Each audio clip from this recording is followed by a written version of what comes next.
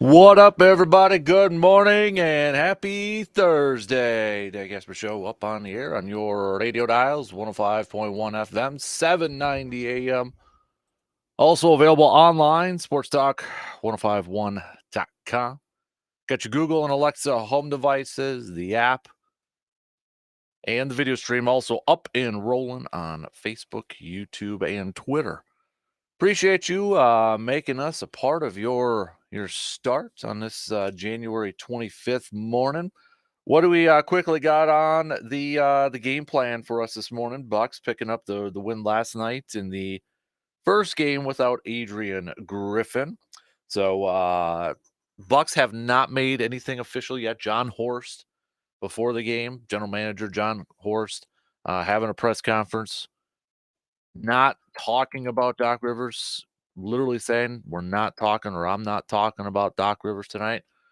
But more media outlets reporting that it will be Doc Rivers. Now, when will that officially happen? When will he finally be on the sidelines here? Don't know yet, but next game for the Bucks is going to be Cleveland again on Friday. Then right after that, they got a game on Saturday. So it's a back-to-back affair for the Bucks there. Maybe potentially next week when they start a little bit of a road trip coming on there. They got Detroit, then they go west, Portland, Dallas, Utah, Phoenix before coming home. But hey, Bucks picked up the W. Giannis got another triple double. We'll go over some of the comments from Giannis. He was asked about the firing of Adrian Griffin, and even asked about this was reportedly a guy that you chose, that you wanted, you picked. What are your thoughts on that? So we'll go through a long answer from Giannis the Greek Freak surrounding that. So we got that. Definitely, we'll hit up some more green and gold, defensive coordinator stuff. Everybody's got lists out there, potential targets and who they potentially could go after. We got, or at least I should say, I've got my 6 candidates. It's on the latest episode of the podcast, the Man Cave podcast. If you want to check it out, and you can yell at me for maybe ignoring somebody or not having somebody on there. But nonetheless, you could go check that out. Packers also letting go of their strength and conditioning coach, Chris Gizzy. So I know that's something that Packers fans also have been kind of speculating or wondering if they should do. Well, Matt LaFleur deciding reportedly again to move on from their strength and conditioning coach. So got that. We'll be looking for that, not only for a defensive coordinator, but for that. Haven't seen anything official. Haven't seen anything quite yet either about other defensive coaches. Are they going to be on the move? Maybe find out more about that after they hire a new defensive coordinator. But speaking of the coaching world, the big one in the NFL finally happening. Jim Harbaugh back in the NFL. He's with the Chargers. Chargers able to lock it up and get him, and bringing him back to the NFL, bringing him back to a team that he spent a couple of years with there, 1999 and in 2000. So Harbaugh, one of the bigger coaching fishes, if you will, reeled in, locked up with the Chargers. Now we've got about half the team. Is it half the team still looking for head coaches? Washington, Carolina, Atlanta. I always forget one of them. I apologize. I always Washington, Carolina. I'm going to do this without trying to think of it. Washington, Carolina, Atlanta. Oh boy, help me out here. Seattle. Thank you. Wow, brain fart early this morning. So you got 4 of those right there. But speaking of going back to the green and gold here, so we didn't get to it yesterday because yesterday was just an insanely crazy busy, like 24 hours or so. We're going to start to get back, or I should say get back to our consulting. We're going to take a look at Packer position groups, players, and kind of look back at their season. Do you think we should bring them back next year? Assess how they how they performed. It's kind of like how coaches do exit interviews with players, and I'm sure some of the coaches in the front office are going to be looking back at their players from this past season, and then making some tough decisions contract wise and et cetera, et cetera. We'll do our own version of it too, in case hey, maybe LaFleur or Goody might reach out to us, and that way we can give them our thoughts and opinions on that over there. But nonetheless, we're going to take a look at the running backs today. I want to look at the running backs today. Aaron Jones, okay, big contract hit next year. Do you try to maybe extend him? He's 29. Do you maybe extend him? He already took a pay cut last year. And, it's easy to say, we'll just ask him to take a pay cut. It takes two to tango. He already did it. Maybe he doesn't want to do it again. We know he loves Green Bay and he wants to stay in Green Bay, so maybe he would. But would you be willing to give him a contract extension, maybe to lower a cap hit, but secure him with the team for a few more years, even though he's at that age, 29, for a running back? Kind of gets a little nervous for some people. A.J. Dillon, the mayor of Door County. If we bring him back on a 1-year deal, maybe 1-year prove it type of deal, we know he wants to stay.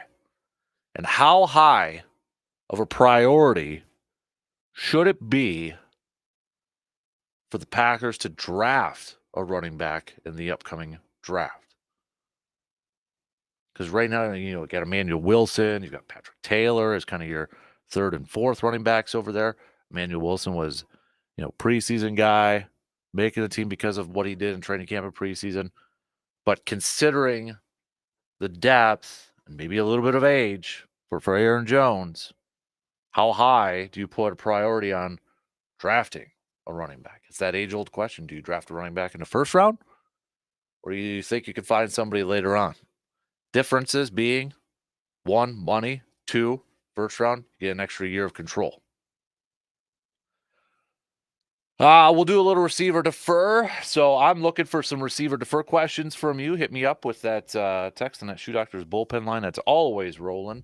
715-830-1912. Also, Outdoor Tidbits. We will have Jake. I think he said last week he promised he'd be on this week.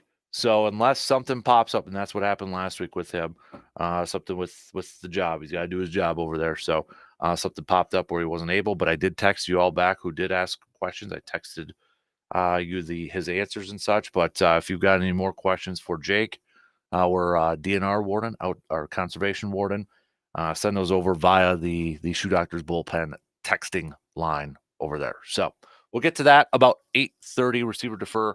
Also 7:45 this morning. So plenty to get to here. Oh, shout out to college basketball too. Blue Gold women's basketball, big win last night. Take it down, number 18th ranked Oshkosh. The men's team did fall to Oshkosh, but Stout women's basketball also defeating River Falls, and while the men's team falling to River Falls. And Big Ten just got a little bit more crazier too, because Northwestern defeated Illinois. So Purdue still right behind Wisconsin, but a little bit more of a gap between Wisconsin and Illinois after that loss from Illinois last night. So let's get things rolling here this morning, though. Okay. So last night, the Bucs getting it done without Adrian Griffin as first game without Adrian Griffin as head coach. It's going to be Doc Rivers. It's going to be Doc Rivers from all accounts, from all reports out there. Even though John Horst did not acknowledge it yesterday. But this was also the first time after the game. So the Bucs picked up the W, which is, most important thing.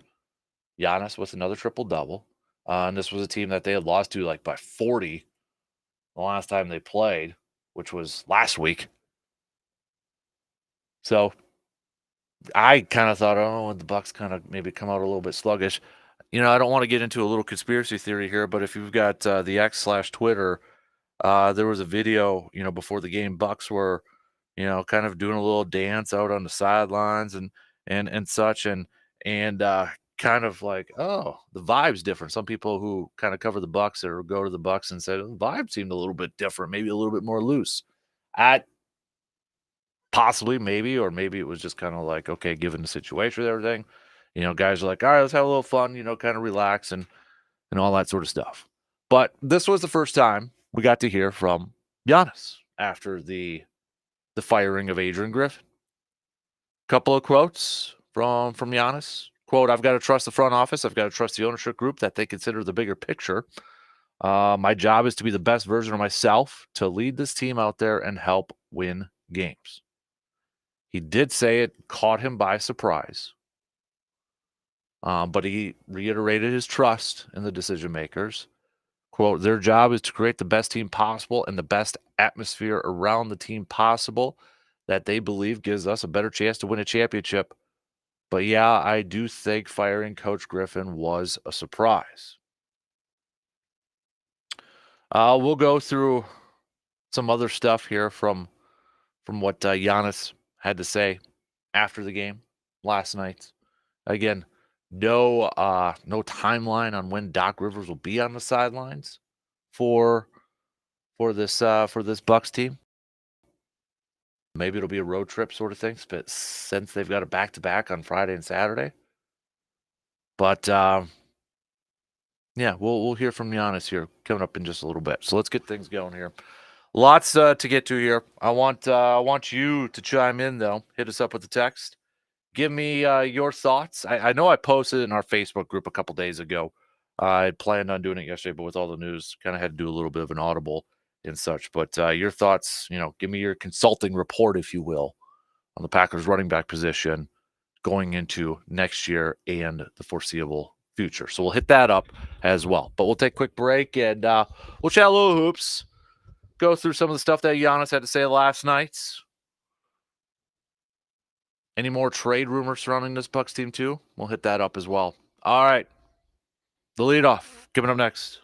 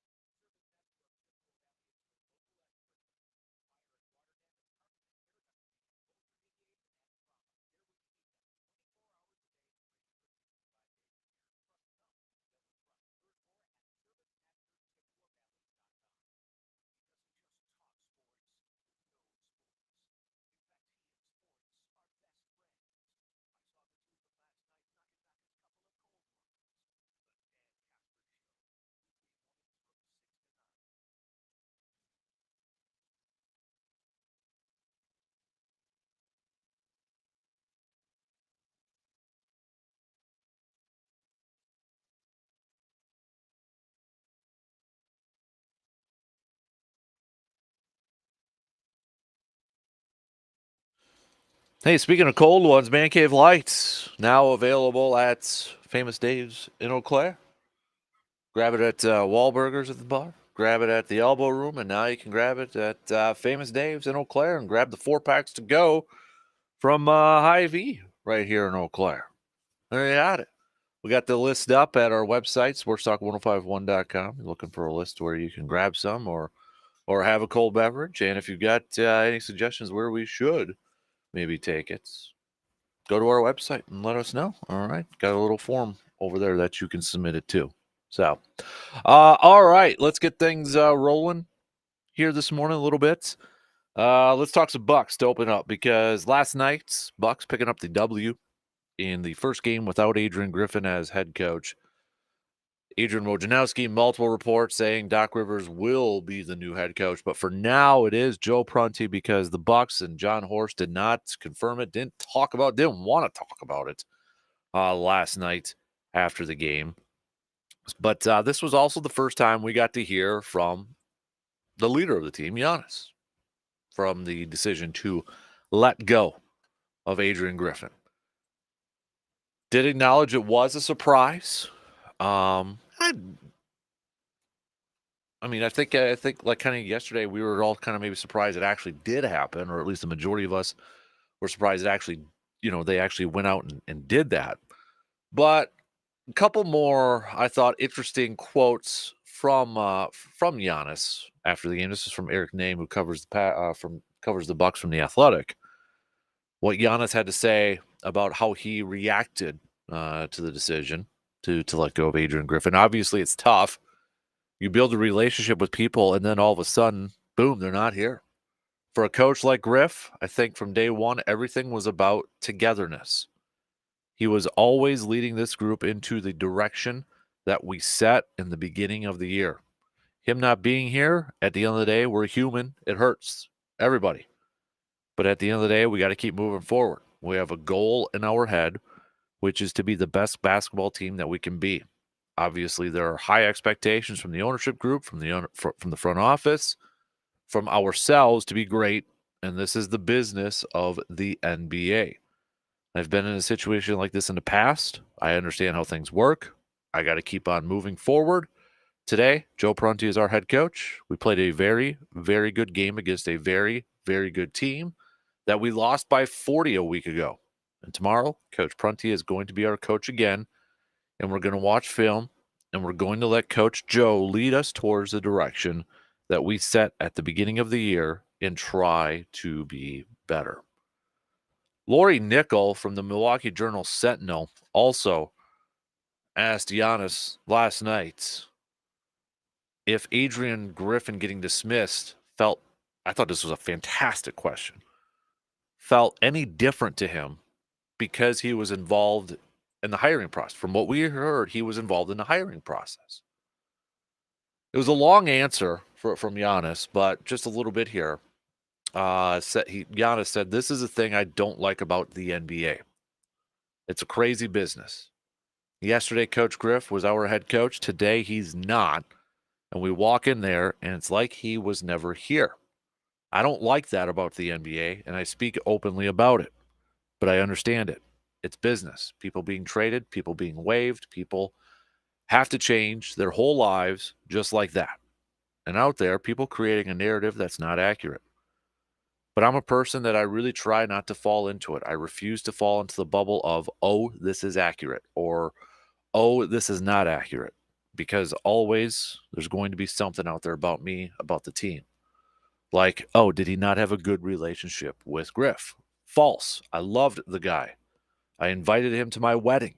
I talked with him. I was coached by him, and we did very, very, very well. In a position like that, you have to understand that when somebody's being hired at times, the general manager might come and ask, what do you think about that? What do you think about this? Or whatever. And not just me, players, people that he trusts their advice. But at times, they make it seem like it's the players that are making the decision. And this guy got traded because he wanted him. But like, no, I have a job. My job is to be the best version that I can be and try to lead this team to win games. Like, that is why I get paid. I don't get paid to change people's lives and make people uncomfortable. I get paid to defend, block shots, and I try to stick to that as much as I can because I understand that I don't like that aspect of it. And there's people that get paid a lot of money to make those decisions, and those decisions are hard. And I got to respect also John because it is hard. It's not easy. But again, me personally, I don't want to be involved in that. I don't like that. Have I been in a position to be asked, what do you think about that? Or what do you think about this? Yes, many times. But I was not involved in the hiring of Coach Griff. I talked with him the same way I talked with Coach Bud. But nobody said I was involved, in the hiring of Coach Bud because I was a kid. But of course they asked, what do you think about this guy? And there's a little bit more on there too. But so Giannis downplaying the, I guess, talk out there or what was initially thought out there that this was Giannis's hand-picked coach. That Adrian Griffin, was the hand-picked selection from Giannis. Do we believe him when we hear him say, I wasn't involved in that? Did I give him my opinion? Yes. But was it my decision and my decision meant more than a general manager or anybody else's? No. Who knows? I believe Giannis when he says yes, that he was asked his opinion, and why wouldn't you ask his opinion, especially in the NBA at this point? I mean, it's such a players' league. So I fully believe John Horst or the Bucks front office, Bucks ownership group asked opinions, asked his thoughts. We had heard that Middleton was also asked about it. And was it technically not Giannis's decision? Yeah, it wasn't. But did his decision maybe weigh heavily on the front office's decision? I think it would be crazy not to think that. So while Giannis, and I love Giannis, while he's kind of downplaying that, I wasn't involved in the hiring, I wasn't involved in that, I think his thoughts on Adrian Griffin at the time and his input or whatever he told the front office and whatever he told the hiring group, that decision weighed heavily on them. Like, okay, this is Giannis's, maybe we presented him with a few guys and this was the one Giannis really liked. Okay, we're going to go with this one because we got to make the superstar happy.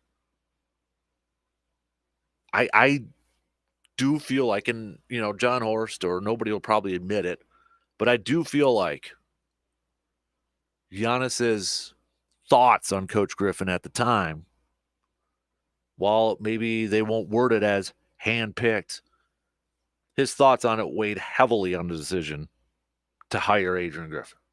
Let's not kid ourselves with this.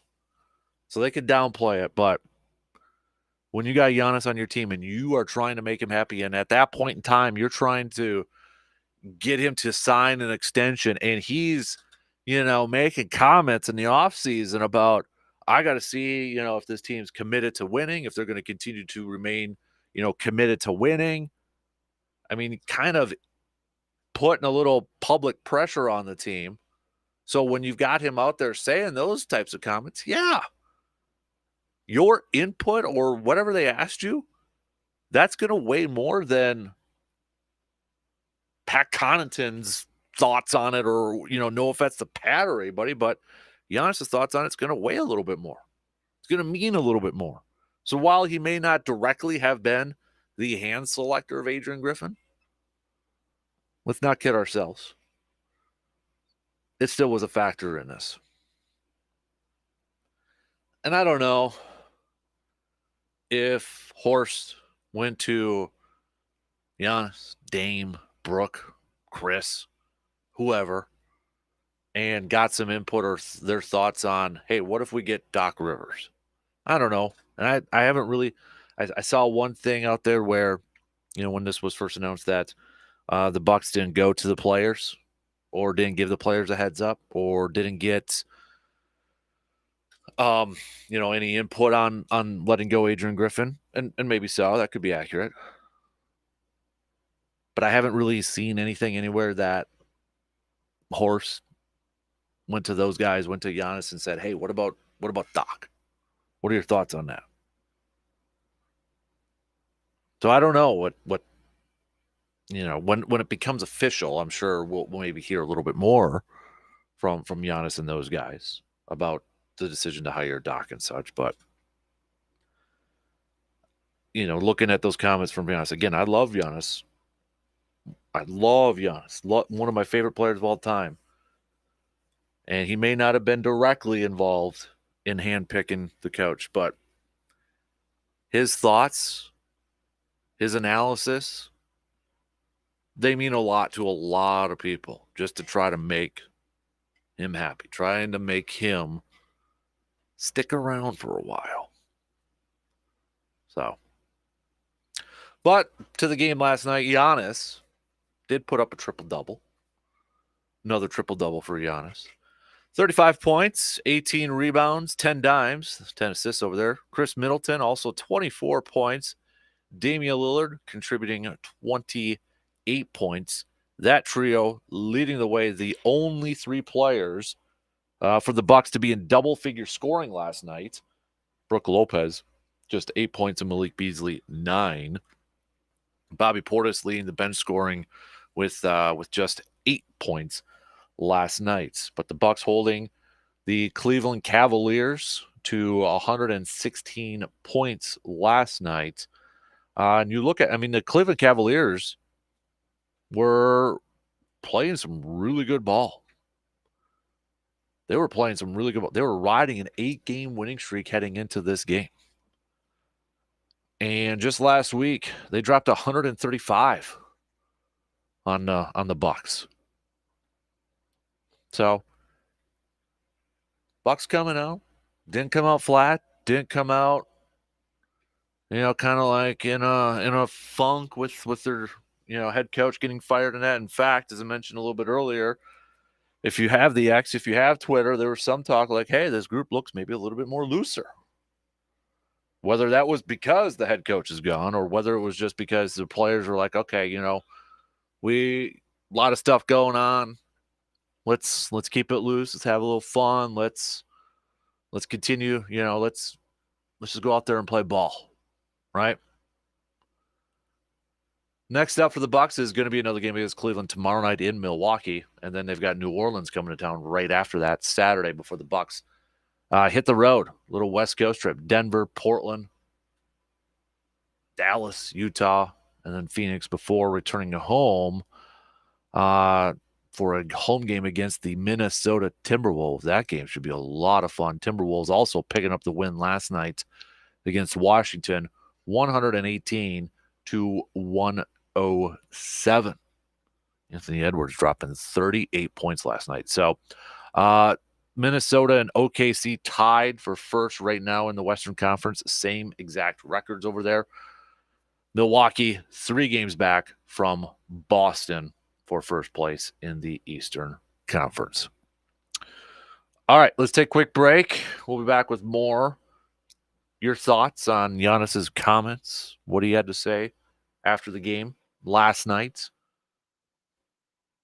John Horst also talking a little bit before the game last night. And, why dismissing Adrian Griffin? To make it short, he said, it's part of my job. It's our job to constantly evaluate and learn and listen and just continue to figure out how to improve this team. For us, we felt like this was the right time, the right decision to make, and that we had an opportunity to improve the group. And there isn't a specific instance. There isn't a specific timing to it. It's just going through it and evaluating and looking the dynamics and looking the dynamics different. Giannis extended, Chris committed, Brook committed. We were able to acquire Dame. These are hard windows to come by. These are special opportunities. We think we have a special group and believe in this team at a high level. And ownership, myself and Peter, we've continued to be bold and be aggressive and figuring out how to try to maximize these chances that we have. And that's what we're doing here. So essentially, Sure sounds like John Horst's admitting is like, yeah, after we extended Giannis, Chris committed, Brooke committed, and we were able to get Dame. It almost seems like he's saying, yeah, when all that happens, like, okay, do we really have the right coach? Do we trust a first year head coach to get the job done? Kinda like what a lot of fans were speculating or even thinking themselves heading into the season. Giving a first time head coach a job with high expectations with a talented team like this. Kind of seems that way. And it fits what was being reported earlier that at the time when they hired Adrian Griffin, they're like, okay, they thought maybe they were going to take a step back because Chris didn't commit, Brooke didn't commit, Giannis wasn't extended, they didn't have Dame. Maybe really working with those youngsters, which is Adrian Griffin's one of his fortes. But all that happened, and it's like, oh, it changed. I'm sure there's a lot more going to it too. That the Terry Stotts situation, leaving a week before, I think it was a bunch of factors into that. All right, we'll take a quick break. We'll get more. We'll get to some green and gold chats coming up here too. Looking back at season, doing a little consulting work for the pack. Talk for some running backs.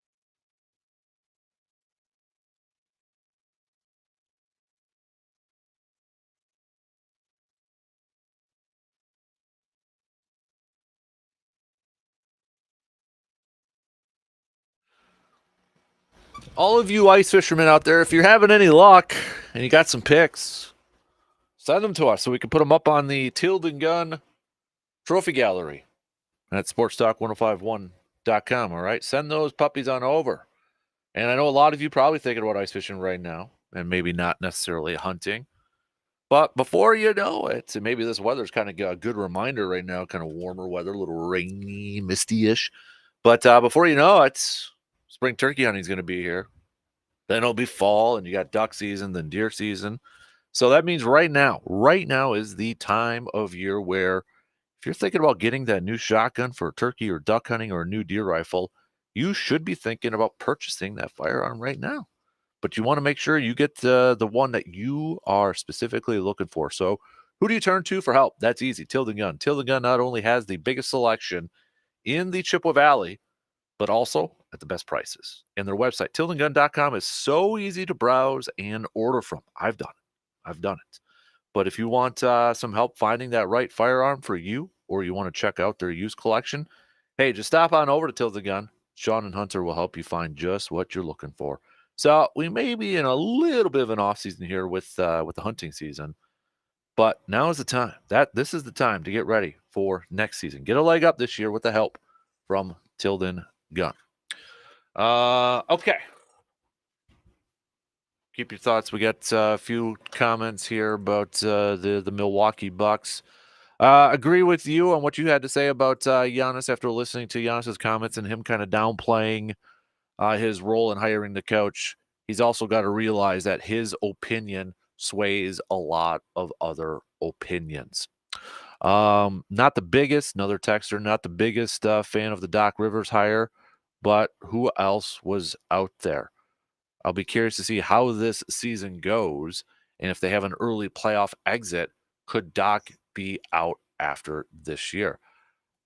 I kind of wondered that too, and then I saw one report that apparently the Bucks are giving Doc a nice contract. Like, you know, like Doc had a lot of the advantage apparently in these negotiations. And I mean, if you got a desperate team, I guess, you kind of hold the upper hand here. But I'll be curious to know what that contract is. And would the Bucks want to pay a fourth coach? I don't know if they'd be done coaching or paying Coach Bud after this year, but they'd have to pay Adrian Griffin yet next year. Then if they moved on from Doc, maybe Doc. And then I don't know. It's a lot of money being shelled out there, but yeah, I don't. Again, it's the NBA, and I don't know who necessarily would be even available for next year. Eric Spoelstra is not going to be available. We know that. Nick Nurse isn't going to be available again. So another texture here about the Bucks. A lot of pressure on the Bucks now for the rest of the season. They've got to show some improvement and make a deep postseason run, or I feel like a lot of fans would deem this season a failure if they don't make a deep run after all the drama that they went through. Okay.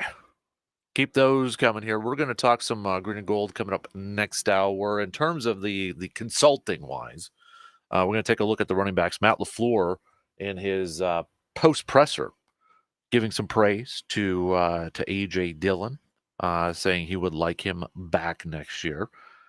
We're going to take a look at that group. You've got Aaron Jones, who's 29 years old, got a big cap hit for next year. Do you extend him? Do you give him some more money? He took a pay cut last year.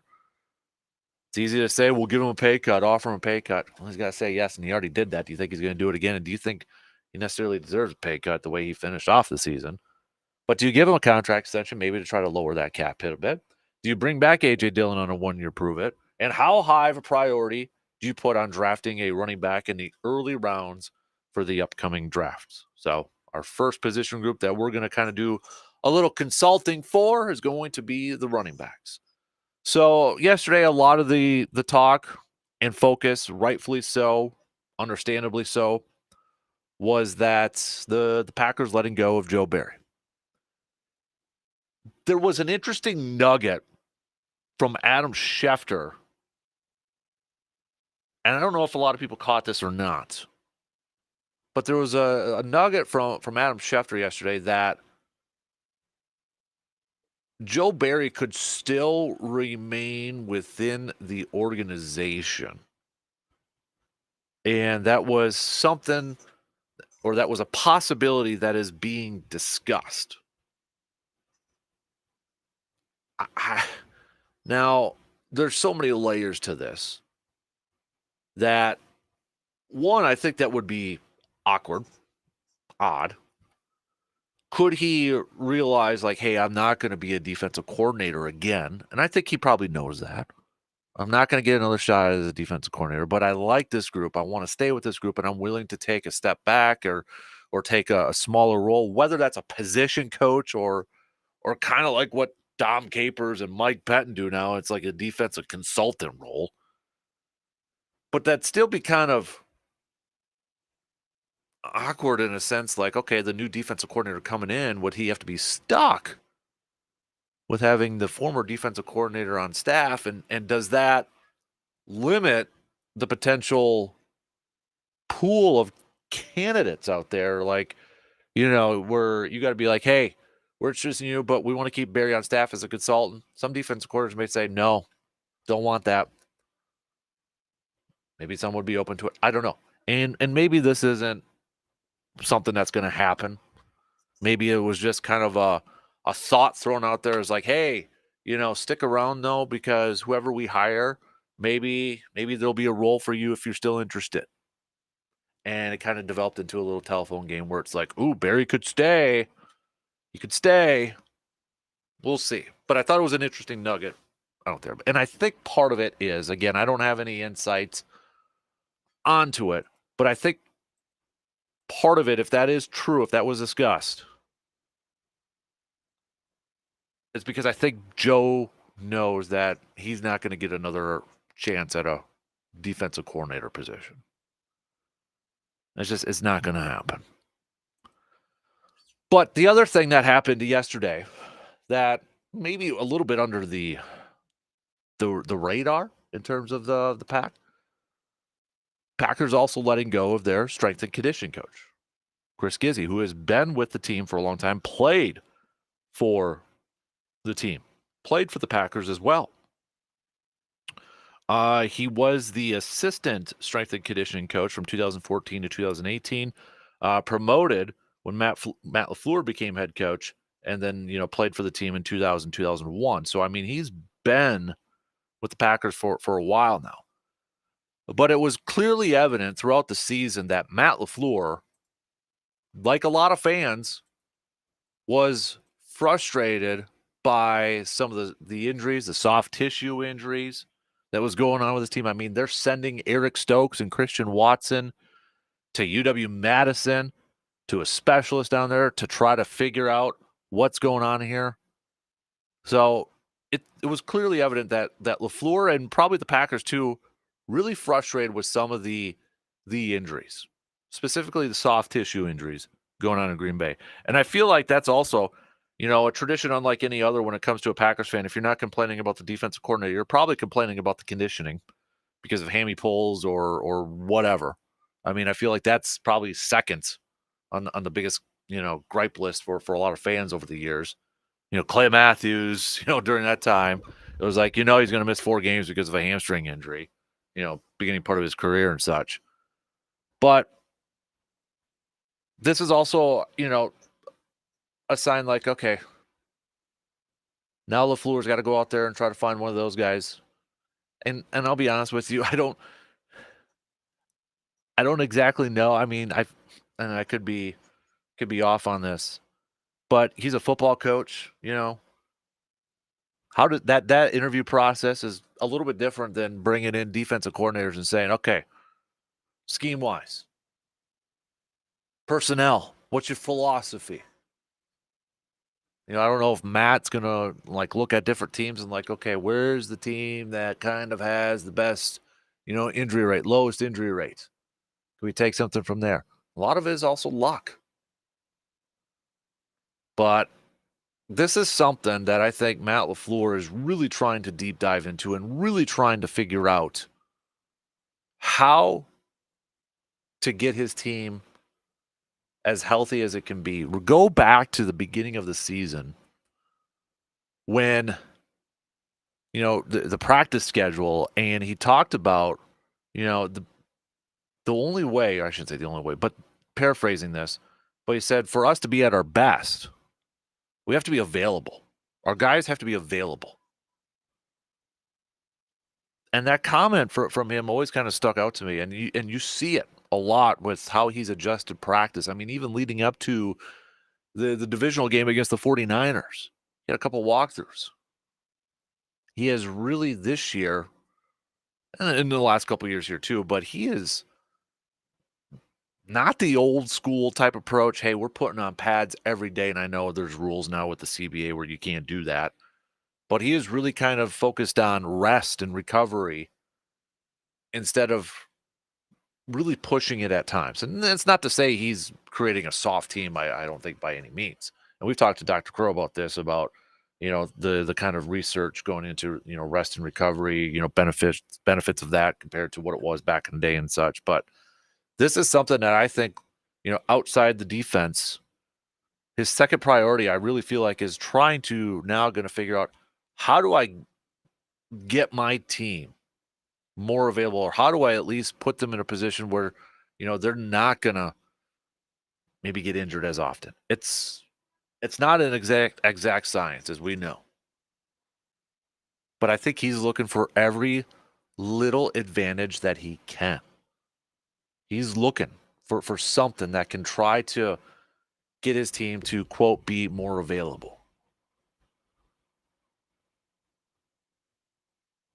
So that one I don't believe was made official, but Tom Silverstein was the one who reported it yesterday, that they're moving on from their strength and conditioning head coach. No word yet on any other position coaches.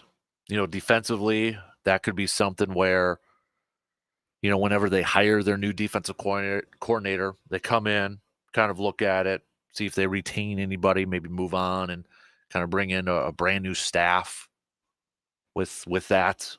So it could be something like that where they let the defensive coordinator have a lot of say into it. But I know it's kind of, coordinator 2024 watch right now. Who is going to be the next coordinator? Everybody's got a list out there. Everybody's got blog posts, articles. Hell, latest episode of the podcast, I've got my 6 candidates out on there.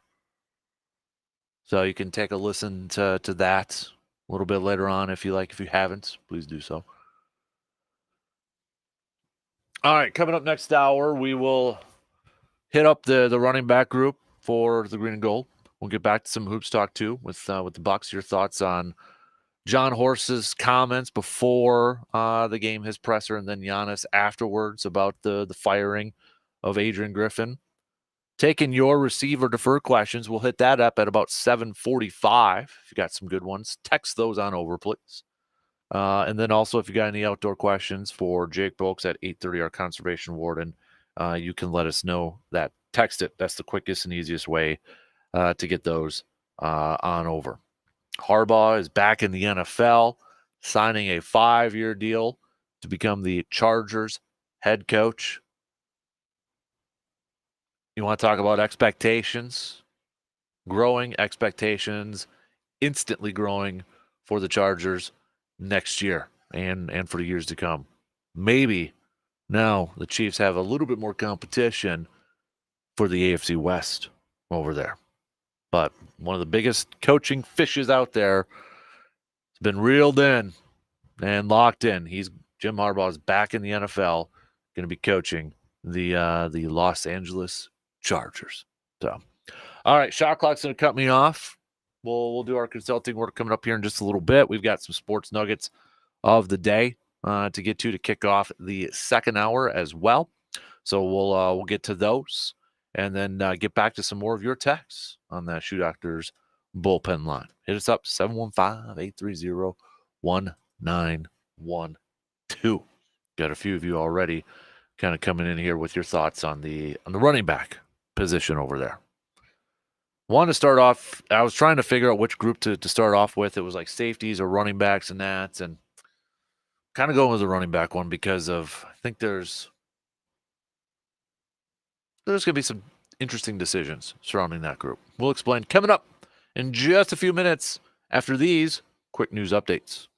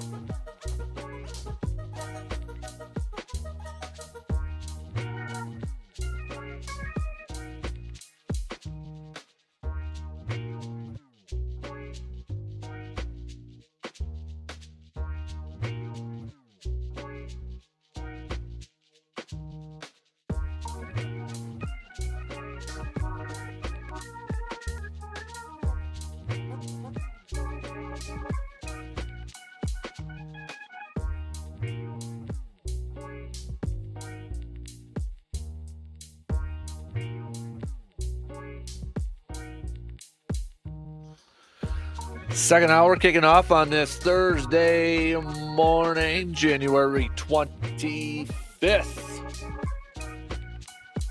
How y'all doing? Appreciate you tuning in wherever, however you may be tuning in from. Coming up this hour, we're going to kick off I shouldn't say kick off because we did it with the coaching wise. Hey, coaching.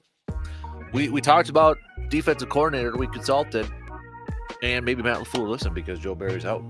I don't know. But we're going to look at the running backs coming up here. Aaron Jones, big contract number coming up this year. He's aged 29, but look at how he finished the season. What do you do with him? You move on from him maybe a year too early, so it's not a year too late. Free up some cap space, go a little younger. You bring him back because he's such a leader and how he finished. You try to adjust that contract. You extend him. We're going to take off pay cut off the board because he did that last year, and I feel like that's an easy thing for a lot of people to say, so we're taking that off the board. But would you extend him? Would you extend him? Give him some more years on a contract, even though he's 29, but potentially could lower this year's salary cap. Okay? Do you bring back A.J. Dillon for a year? For a little depth there. And how high do you prioritize drafting a running back in this year's draft? Some interesting names out there, including Braylon Allen. We'll give you some names over there here in just a little bit. Also, receive or defer coming up at about 7:45 for us this morning. If you got any receiver defer questions, hit me up. I'm looking for some good ones here. Text it to us, 715-830-1912. We will have Jake on. He already texted me this morning, our conservation warden buddy. So if you have any questions for Jake at 8:30, ice fishing or what have you, text us. It's the easiest, quickest way to get it over here.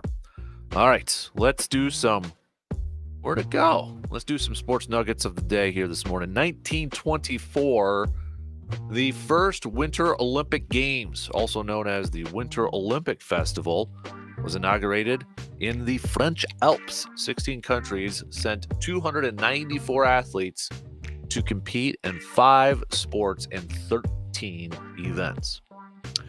1981, the Raiders beat the Philadelphia Eagles 27-10 in the Super Bowl. The Raiders won the Super Bowl after entering the playoffs as a wild card team. 1987, the Giants defeated the Broncos 39-20 in the Super Bowl. Game featured commercials, $550,000 for 30 seconds. Okay, a lot more right now. Where were you this day in 1998, Packers fans? Do you remember it like it was yesterday? As painful as it is. The Denver Broncos beat the Green Bay Packers 31-24 in Super Bowl 32. John Elway winning his first one. Win also broke the 13-game winning streak of the NFC. Do you remember that night? Do you remember that day? Big time upset. I remember it. I remember after watching that, one of the things I remember the most about watching that game was the end. You know, Favre tried to, hit Tremere over the middle, and it was batted down, and the game was over with. I was sitting on the couch, and it was one of those couches where, you know, it had like the wood facing the front of the armrest. You know what I mean? And I just remember backhanding it and hitting it so hard. I thought I broke my wrist. I was so down. I was so disappointed. I was in 6th grade. 6th grade? Yeah, 6th grade. When it happened, man, thought for sure we were going to go back to back in that one. Still remember it. Still remember, you know, before halftime, trying to get playoff, they were all, you know, tackling Dorsey and kind of like getting slow getting off him. Packers allowing TD to score so they can get the ball back. I mean, Elway, helicopter. I mean, come on now. There's a bunch of visions going through my mind right now. Definitely top 5 painful loss for me, but yeah, that was this day in 1998. 5 years later, 2003, the Buccaneers won their Super Bowl. Coach John Gruden, 39, was the youngest at that time to ever win a title, beating his former team, the Raiders, in that one. Those are just some of your sports nuggets for this morning. A couple texts about that. Definitely remember that game, but just don't want to talk about it. Okay, sorry, Jeff. Not Living Dream Jeff, different Jeff there. But then Gregory also saying, remember that game like it was yesterday. Thought for sure we were going to go back-to-back. Packers were such huge favorites. And then how it all went down is painful still to think about after all of these years. Oh, yeah. What could have been? What if, right? Man. Top 5 for me. Probably top 3 for me over there. Okay. A couple more texts to get to here surrounding the Milwaukee Bucks and Adrian Griffin. Moving on, and comments from John Horst yesterday before the game, and then Giannis afterwards. I understand what Giannis was saying after the game, says Eric on our texting line. I understand what Giannis was saying after the game and trying to downplay his role in the Adrian Griffin decision. But I think we all know, too, he probably gave them his input. And like you said earlier, his input is heavily weighed on the front office decisions. They got to do everything they can to try to make him happy, even if it means making some poor decisions. Another texter here. There's no doubt in my mind Giannis had some say in the coaching decision. He may not have gone out and completely said this is the guy I want, but if he gave him a positive review, there's no doubt about it that weighed on the decision from John Horst and the Bucks management. We got another one here. Giannis definitely had a say in bringing in Adrian Griffin. Everybody in the world who follows the NBA knows that it's such a players' league that if you go against a player's wish or their thoughts, you're probably not going to be able to keep that player for long. That's another text, that time from Adam on the texting line over there. All right, let's get to it. Let's continue our consulting, shall we? So the other day, when we did a little defensive coaching-wise, didn't do it yesterday because, well, we had a lot going on here, right? We had a lot going on. So with that being said, we'll start to do our position groups, looking at certain players. All right, let's take a look at the running backs. You got some decisions to make here. If Matt LaFleur reached out to you personally, what would be your consulting report on the running backs in terms of decisions? Or maybe Goody reached out to you. You got Aaron Jones under contract, but a big hit, and he's 29. A.J. Dillon's a free agent, the mayor of Door County. He wants to stay. Do you bring him back maybe for a year? And how high do you prioritize running back in the upcoming draft?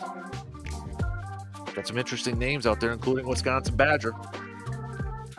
Should that be one of the top positions right now for the Packers to address? Maybe more so, just kind of preparing for the future outside of Aaron Jones.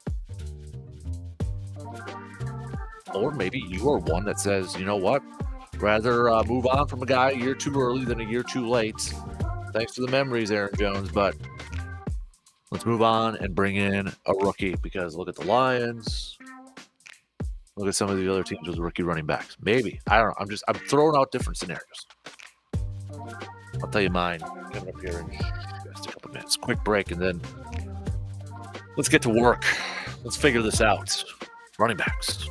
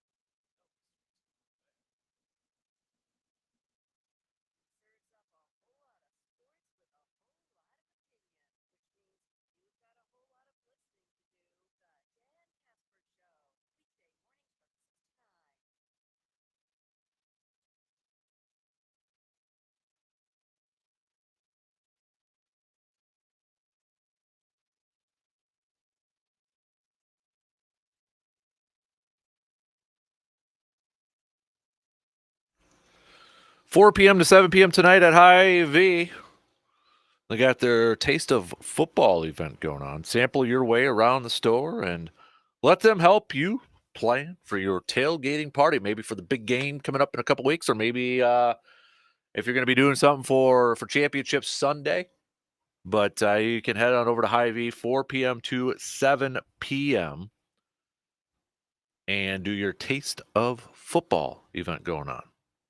I'll have to check that out. Get some ideas for a spread for the big game. Heck yeah. Absolutely. All right. Let's continue, or I should say, yeah, let's do a little consulting work for us this morning. Running backs. RBs. Some decisions to be made with this group this offseason. A couple of you already saying, G-Man, saying bring back the running backs and bring back the mayor of Door County, A.J. Dillon. We've got Mitch asking, would our success from the season make free agents like Derrick Henry consider Green Bay? Obviously wouldn't help with replacing Aaron Jones, but what a backfield that would be. Jeff, morning, Dan. I realize Dillon is a fan favorite. Heck, I love the guy. That being said, something has changed in his playing. Last couple of years, restructured Jones. Need to look into the draft for the running back for the future. Not sure where or who, but it seems like mid-round picks have treated the Packers well throughout the years. Living a dream. Jeff Aaron chiming in. Sign Jones to a team-friendly 1 or 2 year contract, then draft a running back this spring. I want Jones to retire a Packer and forever be a Packer, but we have to focus on getting young at that position this offseason. So let's start off with Aaron Jones. Rewind it to the beginning of the year. I thought this would be Aaron Jones' final year, looking at the contract hit. So just a quick reminder, 2024, Aaron Jones' cap hit for this year is $17.6 million.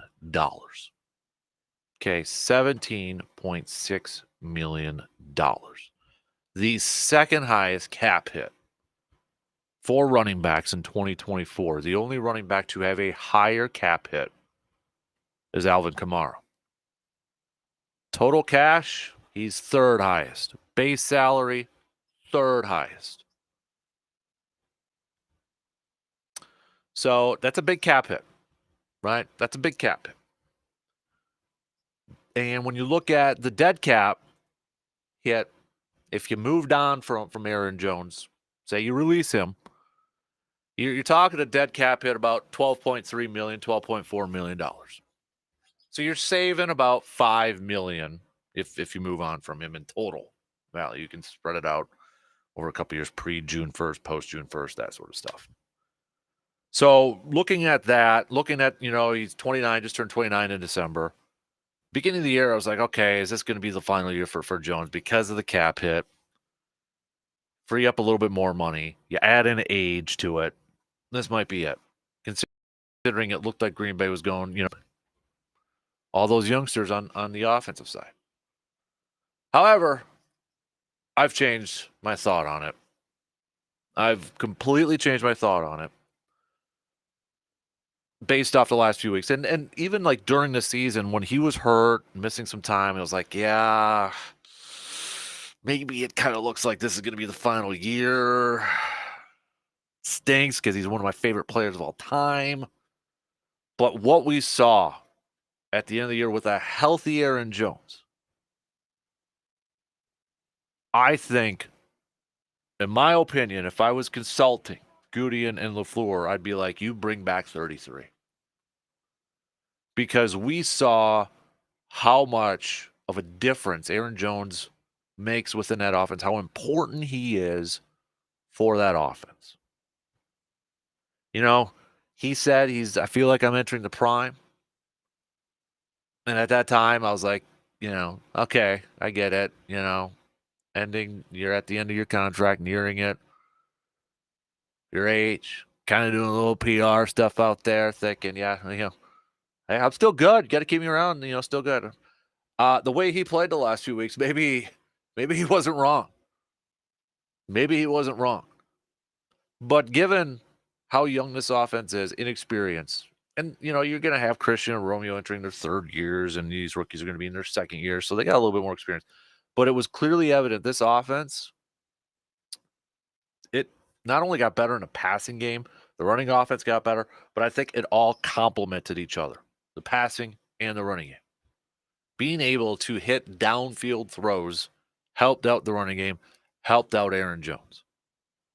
Because at the beginning of the season, felt like Green Bay was playing a little bit shorter, not letting it rip. So you had a lot more defenders closer to the line of scrimmage, making it a little bit more difficult in the running game. The fact that you're able now that they showcased, hey, we can spread the ball down or spread the ball out, get it downfield, it opened it up a little bit more for the running attack. And the way Aaron Jones ran that ball these last few weeks and just what he means in terms of leadership. He is a guy that leads by example. The thing that will always stand out to me about, there's a lot of things that will stand out to me about Aaron Jones, but one of the things that really stands out to me about Aaron Jones is that leading by example, a veteran who over the last couple of years, mini camps, OTAs, the guys there, when veterans get dismissed, like they get a free pass, like, hey, vets, you don't got to go to practice today. Enjoy an extra day off. Aaron Jones is still there. He still shows up. This is the quintessential leader for this team.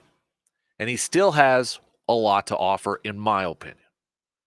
He surpassed my expectations. I know the numbers, and he missed some times in that, beginning of the year, when you look at the total stuff, it's like, oh. But given what we saw when he was healthy down the stretch here, I want the man back. And I wouldn't be opposed to maybe adding a couple more years. So he's got a $17.5 million cap hit this year. Maybe Green Bay tries to look at that, be like, okay, how can we lower that? You're looking, and Jordan Love's probably going to get a new contract after May when they finally can, relook at that. They'll probably open up more after moving on from David Bakhtiari, maybe Devondre Campbell. They're going to have a little bit more. So I guess if they wanted to go into the final year carrying that cap hit, they could figure it out. They could probably do that. But I would be okay with adding another year or two on there. Maybe lowering that. Because right now he does have void years. Remember that whole void year thing that became a thing during COVID? So he's got void years right now. If his contract stays the same, 2025, 2026, 2027, he's going to have cap hits those years.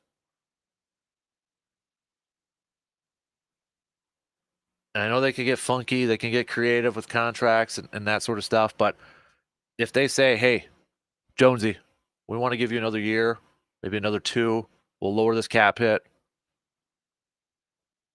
We want you to stay in Green Bay. Want you to retire as a Packer. I don't know if that's going to be a motivating thing for them.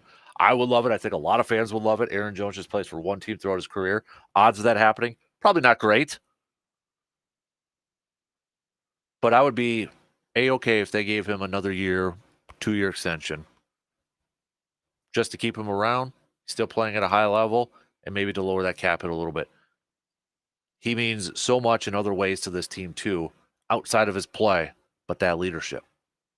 Bring back 33 next year. Got to do it. And the respect that he already has from those rookies. You probably all saw a couple weeks ago the clip on the sidelines during the Dallas game, Jaden Reed talking to him and saying, just praising Aaron Jones, saying, honor to block for him, honor to play with him, you make, all the positive stuff. He's got that impact on this team. Dude is just flipping awesome. And I might be a little biased because I've gotten to, interview him a few times and such, but what you hear on TV, what you hear about him is exactly what you see in person and when you talk to him. A.J. Dillon now. As a dad of a 6-year-old kid whose favorite player in the world is A.J. Dillon, the dad side of me wants A.J. Dillon back because I don't want to have my 6-year-old heartbroken that his favorite player on his favorite team is no longer there. I'll be honest with you. I've kind of started to prepare him for this possibility. I haven't gone out and fully said, "Hey, AJ might not be back next year," but just kind of like, you could still like a player if he's not on your favorite team. Just kind of putting that in his mind. But as a dad of a kid whose favorite player, he's got canvas pictures, he's got cards, he's got a jersey, G-Man of AJ Dillon. As a dad, I want AJ Dillon back for my kid. However, for a business decision, this one's tough because AJ Dillon, when you look at the numbers and you look at his career, it's fair to say AJ Dillon maybe didn't live up or hasn't played up to the expectations that we thought we were going to get, especially after his second year in the league. His second year in the league, 2021, 803 yards rushing. It's like, okay, setting the bar high. Let's go. The following year, 2022, he had 770 yards rushing. Practically the same amount of carries, but it felt a little off, right? I mean, his receiving numbers were down. Just felt like, because after that second year, it's like expectations blew up for the third year. Solid numbers, but yeah. And then this year, 613 yards. And, injured in that. I will say this about A.J. Dillon. I do feel like A.J. Dillon, when you look at some of his early numbers, he did not benefit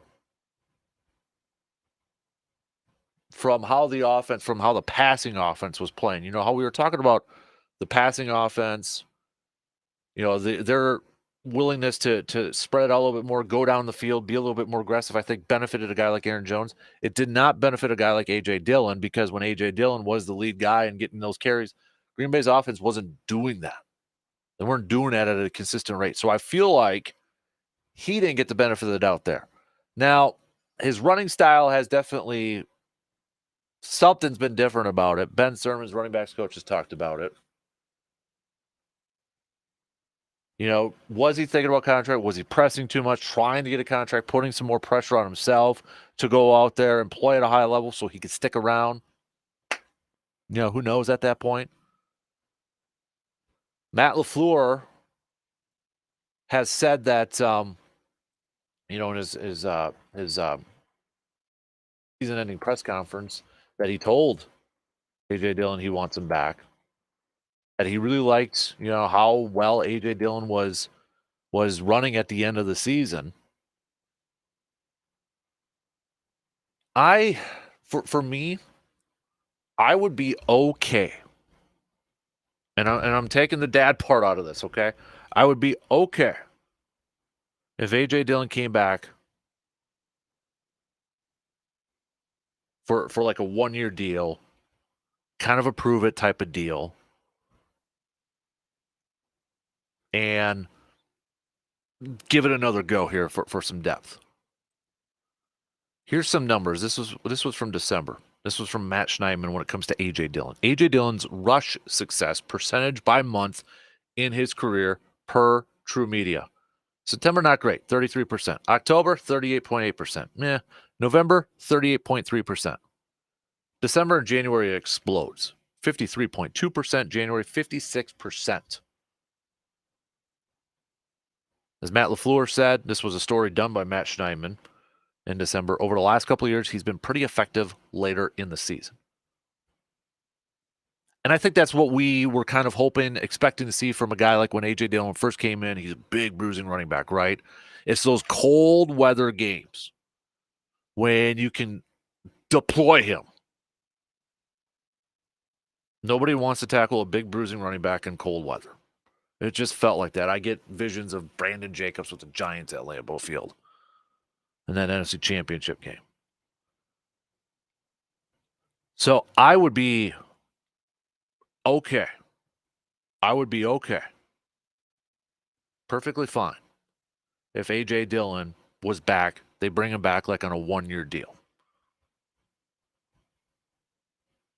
Just to provide a little bit more depth out there. I think he is a running back that can't be a number one in this style of offense, in the style of offense that the Packers want to run. I don't think he is a number one style. I mean, kind of Tennessee, when what they did with Derrick Henry, a power running game, maybe he can be that way. And that's in that situation. I think at best he's a number two when they want to like kind of grind it out, get some tough yards, that sort of stuff. He took a dip a little bit in the passing game, which was disappointing to see. I mean, second year, we saw some flashes of him like, oh, wow, that he's really developing as a receiver. Like to see him get back to that, though, too. But would I commit long-term to him? Would I commit a lot of money to him? Not at this point in time. I just can't do it. But as a reserve role running back, I would have no problem bringing him back like on a 1-year deal and such. And then that brings in, how about third? How about number 3? I think Green Bay has to, I know there was some talk, some excitement about Emmanuel Wilson, and, he missed some time because of injury, and he had a good preseason and such. But if it were me, number 3 has to be a guy coming from the draft. It's got to be maybe your potential running back whenever whenever Aaron Jones goes and calls it a career, or maybe he's finishing his career with a different team or whatever. Whenever Aaron Jones' time is over with in Green Bay, they got to have that next running back ready to go. And I think with this style of offense, you've got to find a running back that is similar in play style to Aaron Jones. Scat back, speedster, that sort of. I would love, like there's a couple like styles of runners that I think would be awesome to see in this offense. One is like an Isaiah Pacheco type of running back that Kansas City has. He's fast, but he's tough as nails. Or just, speedster running back. Straight up speed. I want one of those running backs with this. And when you look at the draft, I don't know if anybody's really kind of looked at, started to look at position rankings when it comes to draft. Everybody's got their own, and it's going to change when we get to the combine and get closer to April and such. But so for comparison, CBS Sports, if you look up their prospect rankings and running back, do you know who they got number 1? Braylon Allen. They got Braylon Allen ranked as the best running back. 62 overall, number 1 at running back. But you go to Pro Football Focus, Braylon Allen's not in their top 5. Jonathan Brooks from Texas is on there. Trey Benson from Florida State. Blake Corum from Michigan. Bucky Irving from Oregon. So you look at these guys, and I think there's potentially some options in that second, third round that Green Bay could look at and bring him in as a run. And the thing is, if he's a third running back, he's going to get snaps. With this style of offense, with how they want to run things, they're going to get snaps. I don't know if Braylon Allen's a guy. I get it, Badger. Be a great story. But I don't know if that's the style of running back that I would want. Maybe a guy like a Bucky Irving. You bring him in there. Jonathan Brooks. Bucky Irving, by the way, kind of a similar build to Aaron Jones, a little bit, 5'10", $195. Jonathan Brooks from Texas would be somebody I would kind of look at as well. Got a lot of wiggle. And he's got that prototypical size, 6 foot, about 200. He's had some success in the receiving department too. You can utilize him. And I think that's a key for whoever they draft at running back is, can the guy be somebody that you utilize in the passing game? Another example of that, Blake Corum, he's a little bit smaller. He's 5'8", but he's kind of got like, Mighty Mouse to him. He's about 210, 215, depending on who or where you're looking at. So they've got options that I think they could target day two in this draft. And I do feel like running back, maybe not first round, but the fact that Green Bay owns a few picks in the top 100, they've got their own. They've got the Jets second rounder. They've got the Buffalo Bills third rounder. They've got some capital within those top 100 picks that I think they should use one of those picks to get a running back in. And for me, the style of running back I want is similar to Aaron Jones. Not another A.J. Dillon style, not another big bruising back, but a guy that kind of a scat back, has some speed, puts his foot in the ground, hits that hole right away. Because there's a difference, right? When we see Aaron Jones and A.J. Dillon, when they stick that foot in the ground and that instant cut speed, there's a difference. I want that quick guy. I want that guy. I want a guy that's going to be effective in the passing game too. That's the style of running back that I want Green Bay to get in the draft. And I think that third running back's got to be somebody drafted within the first top 100. I say top 100 because of their picks, the amount of picks they have in the top 100. But a speedster, scat back type of runner. But somebody too, like if you could find another Aaron Jones type, I mean, that guy, what a tough man. Gosh, I love Aaron Jones. If we can just clone him and keep having him in there, boy, I would love that. So that's what I would do for the running backs. Just my opinion. Aaron Jones, bring him back next year. If you want to give him an extension, maybe to lower out that cap hit a little bit, keep him around for a couple more years. I think he's still got something left in the tank. Bring back A.J. Dillon for a year. I've got no problem with that. But you got to have an eye to the future. But also, I think, not only just having an eye to the future with your rookie running back, get him involved in the offense. Utilize him. I think with this style of offense, with what Matt LaFleur can do and how he develops stuff and comes up with packages, you can utilize a rookie running back right away. Just because he's a rookie, you don't have to sit him. A.J. Dillon did that his rookie year when he was behind Jamal Williams and Aaron Jones. Remember the Tennessee game was the A.J. Dillon game. So you could still utilize him. And if you've got a flashy, electric rookie running back, put him in certain packages. And I think with this style of offense, you can do that. We've seen that. 49ers did it before they had Christian McCaffrey. Miami's doing it right now, or they did do it now. You can get them on the field. All right, let's take a quick break. Receiver defer time. Appreciate those who have sent over a couple of receiver defers. We'll do that. Last call, though, last minute. If you got any last-second ones, text those puppies on over. We'll be back to finish up the second hour after these few words.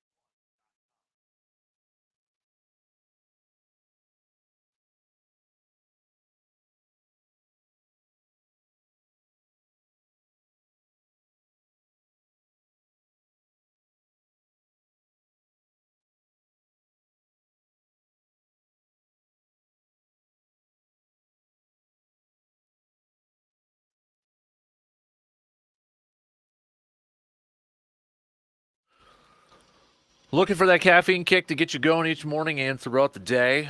Hey, that's easy. You're looking for Cabin Coffee in Altoona. Whether you are in the mood for some coffee, tea, or an iced energy drink, Cabin Coffee has something to help you get going in the mornings and throughout the days.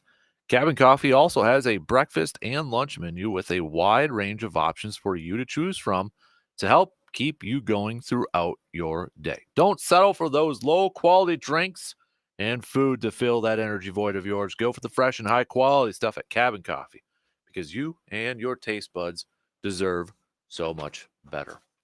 Let's go through a couple of texts here before we get to this. Jason and EC, I think it's okay to be okay with whatever happens with AJ Dillon. Great guy, regardless, and a top end okay player. G-Man, the ever optimistic G-Man, Dillon will rush for 805 yards and 14 tutties next year. Another texter, Jeremy, saying Jones is amazing. One of the first things I think about is his leadership. I think of the Rams games when Heath Wicks fumbled, and who was the first one over there? Probably saying something like, "You'll get another chance, man. That can't be replaced." I think you're referring. Was it? I think it might have been Wicks, and he had his head down, and Jones ran over there and like picked his head up right away. Yeah, definitely. We've got. I agree completely. It's from Mike. I agree completely about AJ Dillon, but I would not give him a large contract. I think we will. I think we still need to keep Aaron Jones. He is also punishing enough, though he's small. Did you see the lick he laid on Micah Parsons? It was amazing. He exploded into him and actually made Parsons take some plays off. Aaron Jones is amazing. To answer your question, James, on the video stream, why not let him get 17 million when we were willing to throw 60 million at Rodgers? Remember, salary cap hits and actual money is different. So it doesn't mean Aaron Jones is getting $17 million. That's just the cap hit. The cap hit. Again, that's a salary cap situation. I would love to explain it. So I'll do maybe a deep dive one of these days on a podcast, but that's the cap hit. So that's not what real money he's getting. It's not the real money over there. And that's where you see a lot of contracts where the cap hits start to get a little bit bigger at the back end of contracts. And that's where you see teams kind of moving on from players after a couple of years into their contract. Cap hits bigger, dead cap smaller. Usually how it works out. Aaron Rodgers was the weird one where it was different from that. Also, running backs, I'd be curious to see what would happen if A.J. Dillon would take off some of his muscle in his legs. But yes, the Legend of Quadzilla is fun, but I felt like his mobility was limited. Well, I don't know if he'd be able to do that right away over there. Receiver defer from Mike. Receiver defer. That wonderful organization, the Jets, will fire Robert Saleh and he will become defense coordinator. Defer that. They've already came out weeks ago and said it's not happening. They're going to run it back with him. The entire organization, Joe Douglas, the GM, Nathaniel Hackett, offensive coordinator. Yeah, that's not happening. They already said it wasn't, and they would have done it already. So I'll defer it. Receive or defer. I know this is going to be a popular one. Receiver defer. Jimmy Leonard's going to get an interview with the Packers. You know, I personally feel like that ship has sailed. I personally feel like that's maybe Matt gives him a call to set up something. You know, Jimmy already spurned them once. You know, would that deter Matt from calling? I would hope not.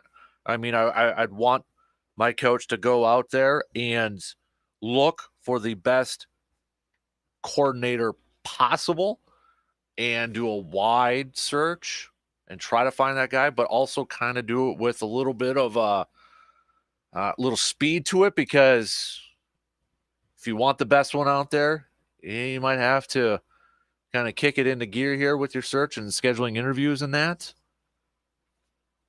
So I mean, I guess I'll receive it that maybe he will, like, at least he'll phone call it. I don't know. I don't know what LaFleur's plan is going to be or what he's got on his list. But I will say that this is a huge, huge hire, perhaps Matt LaFleur's biggest decision thus far in his career. Receive or defer. The Bucks, with firing Adrian Griffin, will have the same outcome as the Cleveland Cavaliers did when they fired their coach and won the title later that year. Ah, yes, the David Blatt firing, and then they hired Ty Lue. And then what happened? The Cavs won a championship that year. That's the optimistic outlook of it, right? You move on from the coach in January. I think they even fired David Blatt in January. They had a winning record, but just kind of off. And then Ty Lue comes in and leads them to a championship. Was that the year that they beat the Warriors in 7 games and made that comeback? I'll have to double check that. Yeah.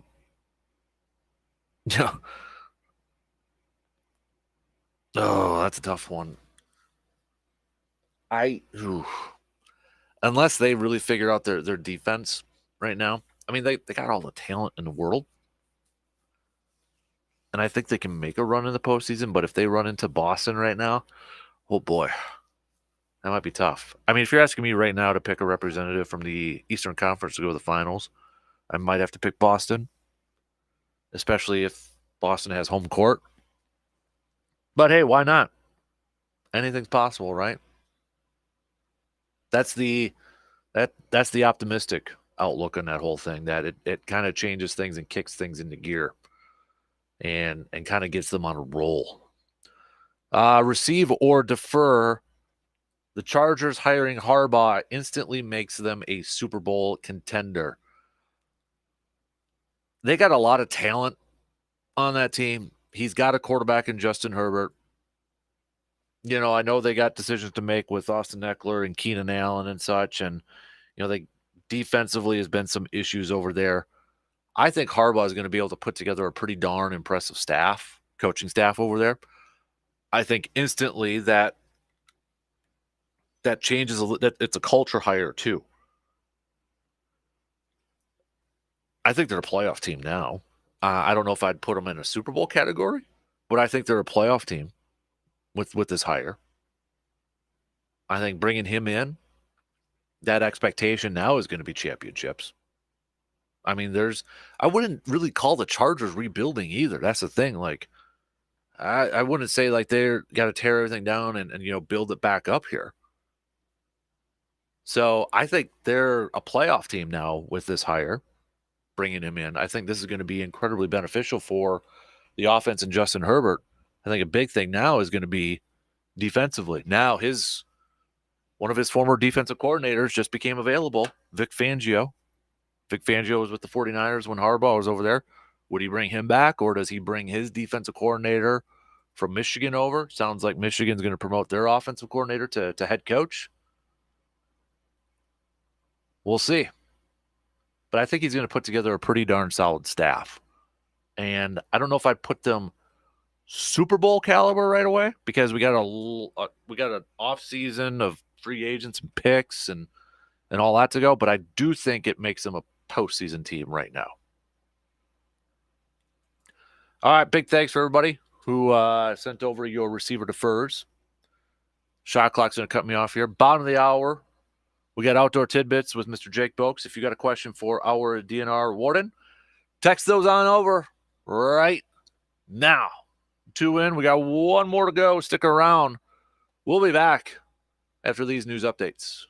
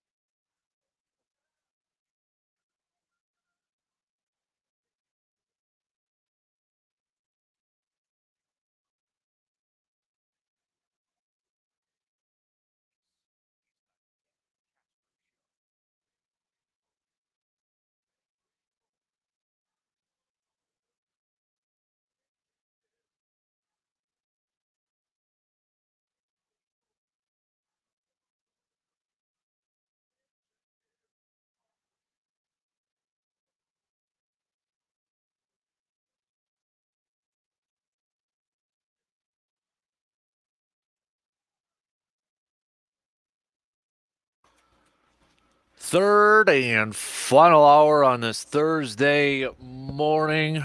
Appreciate you all tuning in. However, wherever you may be tuning in from. We've got some outdoor tidbits coming up at the bottom of the hour. Jake Boakes, our conservation warden, will be joining us this week. Will be joining us this morning. So here is your last call. Last call for any questions to Jake. You got to text it to me on that Shoe Doctors bullpen line. That way I can get it to him. It's the easiest way. It's the quickest way. All right. So send those on over. All right. Brewers reportedly have signed another free agent. How about that? I shouldn't say that. I don't want to downplay it too much, but according to Adam McCulvey from Brewers.com, Christian Arroyo is a 28-year-old, plays all over the field, spent the last 4 years with Boston. Buster Olney here saying that his deal with the Brewers is worth $1.5 million in base salary if he makes the team, plus another $500K in incentives. So it's kind of looking, mostly an infielder. He has spent, he's got some games under his belt in the outfield. Looks like in 2022, mostly. But you're talking about a guy who mostly second base and third base and shortstop over there. Does have some games. Looks like maybe 10 total at first base. But I don't know. It kind of reminds me a little bit more of like an Owen Miller type of player. But a guy that, if he makes the team, will probably give you some spot starts all across the ball diamond and such. From the infielder spot, can play second, can play third, can play short. Does have a little some games under his belt at first place there. So, man, Brewers are on a hot streak right now, huh? Signing 2 free agents in the last few days here. According to Adam McCulvey here too, just reading a little bit more about what he's saying about this signing. Arroyo had a 103 OPS plus with Boston in 21 and 22 before a down year in 23. Milwaukee could be a good landing spot if he makes the team, with Bryce Terang, who had a 62 OPS at second, and Andrew Monasterio, an 87 OPS plus, or rookie Tyler Black at third base. Okay, so there you go. We'll talk definitely some more Brewers with Brandon tomorrow. Get his thoughts on the Rhys Hoskins signing and this one too. Just kind of looking at some of this other stuff. Okay, yeah. Also, anybody thinking that maybe Vic Fangio could be a candidate for the Packers defensive coordinator position? We just mentioned him. Possibly, maybe could Jim Harbaugh bring him with to the Chargers? Nope, that didn't last long. So he was unemployed here for a hot minute after he mutually deciding to part ways with Miami. He's going to Philly. Adam Schefter saying that Vic Fangio is traveling to Philadelphia this morning to officially sign the contract to become the Eagles' new defensive coordinator. There was some talk about him being the guy last year for defensive coordinator. He had spent some time with the Eagles as kind of a consultant last year. But at that time, they didn't have an opening because they still had their coordinators. So Vic Fangio goes over to Miami, and then the Eagles lose out on lose both their coordinators, lose their defensive coordinator. So they kind of missed out on that, but they get their guy. They get their guy now. So Vic Fangio, one of the defensive coordinators, officially off the market, which I would say if you are a Packers fan that is really interested in Don Wink Martindale, this is good news. This is good news. If you wanted Martindale as your defensive coordinator, this takes away the Eagles. And I kind of thought the Eagles were going to be a heavy player for him. And he was attached to the Eagles as maybe a good fit. So the fact that they're going to have Fangio and Martindale still out there, I think it's good news if you're a Packers fan. He's still available.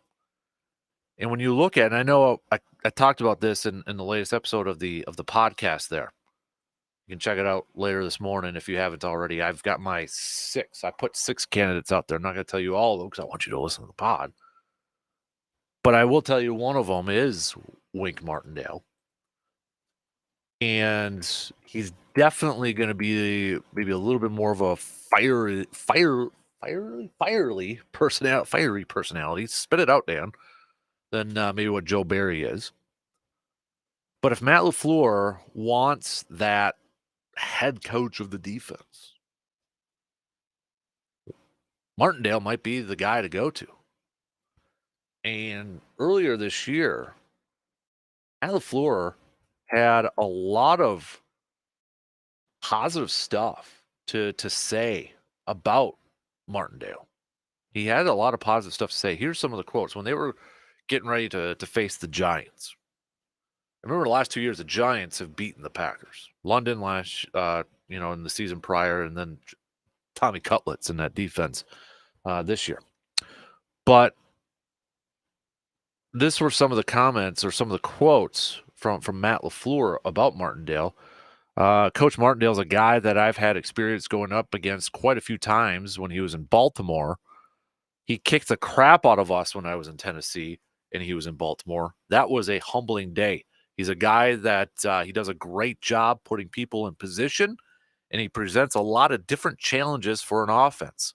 I've got a ton of respect for what he's capable of doing and what he's done over the course of his career. According to an article from Bill Huber, who covers the Packers, SI.com, suggested by one league source, Martindale's track record would provide immediate buy-in, and he would bring a more fiery demeanor than Barry. He operates out of a 3-4 scheme and will blitz off the bus. The Giants had the second highest blitz rate in the NFL this season. The Giants, if this matters to you, were the only team to hold Jordan Love in check during the second half of the season. I'll just go through Bill's. He's got 15, so he went out and got 15. I gave you 6, but league sources helped compile this extensive list of potential candidates. Bill said Martindale, Ejiro Evero, Jerry Gray, the former defensive backs coach, was with Atlanta this past year. Ron Rivera, Anthony Weaver. I've talked about Anthony Weaver. Chris Hewitt with the Baltimore Ravens over there. You've got Daniel Bullocks. I'm not going to go through all these. Chris Harris, Aubrey Pleasant, maybe potentially. He was a kind of a candidate. Well, he wasn't a candidate. He was brought back as a consultant or brought over as a consultant after the Lions let him go. Was it last year? Then he helped out Green Bay there for a little bit. Was with the Rams this past year. So yeah, everybody's got their guys. We'll see how it all kind of plays out here for the Packers, though, for sure. So all right. Got some more comments here. Packers better bring back Aaron Jones for next year. That guy means so much to this team, not only from his production on the field, but off the field. His leadership is unparalleled. If the Packers don't bring him back, I think it could actually set back this young team. I would love to have A.J. Dillon back for another year. I think the injuries and the way the offense was playing at the beginning of the year kind of derailed his production. He was getting into a nice groove before he got hurt. Definitely think it's worth bringing him back for one more year to see what he still has left. Another texter coming in saying that Aaron Jones better not be going anywhere next year. For all eyes made this year, if they move on from Aaron Jones, how bad of a look would it be for this team if they decide to go in that direction? Defensive coordinator, couple texts here. I don't think Jimmy Leonard is going to get an interview, and I question why a lot of Packers fans are throwing out Jimmy Leonard's name. Is it just because he's a former Badger? Yes, he was successful as a defensive coordinator. Yes, he has experience in the NFL. But if that guy's name was Greg Johnson and he played at Michigan, would Packers fans have the same amount of love affair that they do? Defensive coordinator wise, do you think Mike Vrabel would be a possibility if he doesn't get a head coaching job? That's from Dave over there. Maybe. I mean, Matt LaFleur coached under him for a year. The 1 year he got play calling experience, he was in Tennessee. So he's familiar with him, no doubt about it. I know there was some rumblings and there were some rumors. I was looking this up yesterday that when Matt LaFleur was there was some talk about could he get stripped of his play calling. There was a little bit of a rumbling about that. I don't know if that was all in the up and up and such. But then there's some talk about whether do they really have a good relationship or not. I'm sure that's going to factor into this situation, but we shall. So, I mean, maybe just because they do have a connection and, they work together for a year, they kind of know each other a little bit there. So possibly, maybe. I think if it is Mike Vrabel, don't expect that to be a long-term type of hire over there because I feel like he's going to be a head coach again at some point. I feel like he's going to get another opportunity. If it's not this year, he's going to get another opportunity somewhere, whether it would be next year or whatever. So if you're looking for a defensive coordinator that, maybe you want around for a few years, you might have to go with the route of like a Martindale. Guy, 60s, in his 60s. And yes, he's had head coaching interviews in the past, but kind of the trend right now in the NFL is maybe a little bit younger. So if you want a guy, kind of like what when Mike McCarthy, he hired Dom Capers. And Dom Capers got some head coaching interviews after when he was a coordinator with Green Bay. I remember the Raiders was one of them. But I think, a lot of people expected, I was like, okay, Dom Capers probably not going to be a head coach again. He's twice over there. So if you want a coach or you want a defensive coordinator that maybe you want around for a few years, you might have to go with maybe a little bit more of an established veteran.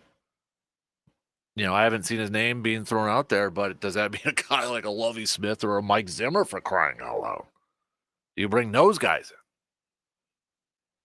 I don't know if that would be on LaFleur's list or not, but I guess it kind of depends on, what's your mindset on this. Now, I would hope, me personally, I hope that's not a big factor in this. I just want the best dude possible. Whether that's an up-and-coming guy that maybe could be a coach in a year, in a couple of years, a head coach somewhere. I just want the best possible candidate for this team right away. That's Chris Harris. If that's Ejiro Evero, whoever, I just want the best dude. I want the best guy out there. Because I really feel like this defense has some players at every level on the defense. They got something. They got something to build upon. It's not a complete rebuild over there. The front office has invested so much into the defense over the years. We gotta take advantage of that.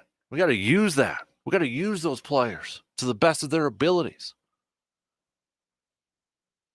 And one thing that I would really like for, just again, me personally, I would like to see a guy who is a little bit more aggressive and really gets the most out of a guy like Rashawn Gary. Like, I feel like you look at the last few games of the season. Did Rashawn Gary fall off a little bit? Did his production fall off a little bit? His production fell off a little bit. He affected games other ways other than sacks. But I want to see Rashawn Gary take that next step in being a top 5 pass rusher in this league. A guy that is the alpha male on this defense. I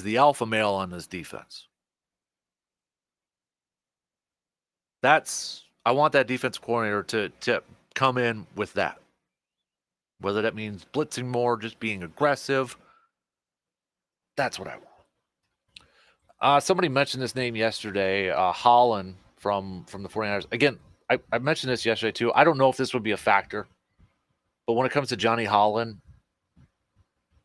you got to factor his own health into it. Not trying to be mean or anything like that, but he is, got some health issues, battling cancer. There was a story about it just a couple months ago. So I mean, for Holland's sake, that would, he'd have to decide, does he want to make that jump? He has missed some time because trying to take care of his health. He has missed some time from coaching. Does that factor in a decision for him? Does that factor in decision for teams potentially at that point? I don't know. I don't know if that's a factor. I haven't seen his name being floated out there, but I think, with his health issues going on right now, I mean, Holland's probably going to have to be the one that has to decide whether he's going to um, pursue defensive coordinator positions or anything like that. So, okay, we got a hunting question there for Jake. Let me try to get that to him right away here. Thanks, Kyle. Hopefully, it's not too late to send that over here. So, okay, we'll keep those. Got a couple more texts here. Aaron Jones, definitely want that man back. He is one of my favorite players of all time. As far as defensive coordinator, would love Wink Martindale and bringing his aggressive defensive scheme to the team. Another texter here saying, I might be in the minority on this, but I want a little bit more of an established defensive coordinator. I think this team, that window with their expectations this year, maybe I'm being a little too competitive, but I think they need to bring in a guy that can instantly help this defense because there's going to be some championship expectations for this year and for the next couple of years. Another one, I don't want a position coach to get the defensive coordinator role. I would like somebody who's either gotten some defensive coordinating jobs or maybe even a former head coach. I think Matt LaFleur really needs somebody to take full control of the defense so he can kind of focus more on the offense and the overall operations of the team. That's from Ben on the texting line there. So another text about Aaron Jones. Aaron Jones is my favorite Packer of all time. I love his leadership for this team. I really hope Green Bay doesn't decide to move on from him this year just because of a cap hit. Hope they can work something out and he's back. He means so much to this offense.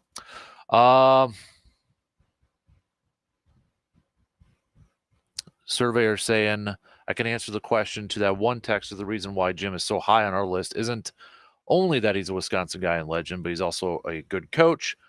During his time in the NFL, he was part of some of the best defenses in the league. And while out there, the coaching staff consistently said he was a coach on the field. That means he understands his schemes and knows what offenses were doing before the ball was snapped during his coach time in Wisconsin. Top 5, 10, top. He had a 5. What does that say? He had 5 top 10 defenses in the country. He knows how to schematically get the most out of his players. That's why Packers fans want him. So I'll play a little devil's advocate with that surveyor. That means going back to a Mike Pettin style defense. Would you be good with that? I'm just gonna play devil's advocate. I'm not agreeing or disagreeing. I'll play devil's advocate. Would you be good then going back to a Mike Pettin style offense? Because that's what Jimmy Leonard would run over there. All right, let's take a quick break. We'll bring in Jake, our conservation warden, answering your questions. Thank you to everybody who answered or sent over questions. If you send any now, we'll have to wait till next time here. We got a few to get to Jake here. So we'll take a quick break and we'll do our outdoor tidbits coming up at the bottom of the hour.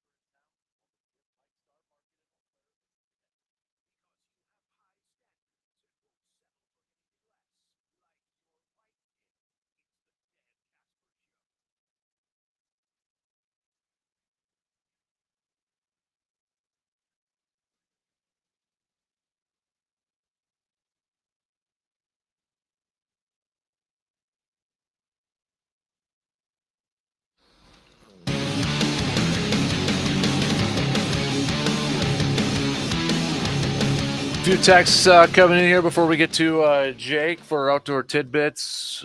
Packers fans need to get over themselves. Jimmy Leonard is not the answer. Move on with the pipe dream. Another texter saying, good Lord, who would want another version of Mike Pettin running their defense? Guy got fired for a reason. Why would you want to go back to something like that? Another texter here saying that people need to get over the Jimmy Leonard love affair. Rather have somebody who was around the NFL and in football in a more higher capacity than what Jim Leonard was last year. Okay, got some other opposite ones over there. Another one, Pettin's last year in Green Bay defense was 9th. I'm assuming you mean yards per game over there, which, I mean, okay, I can do that too with, I mean, they were top 15 in yards here, but Green Bay's defense and points allowed this year was top 10 too. So, I mean, does that mean Joe Barry should stick around? I don't know. I guess I need more to that. So let's do our outdoor tidbits with Mr. Jake Boakes.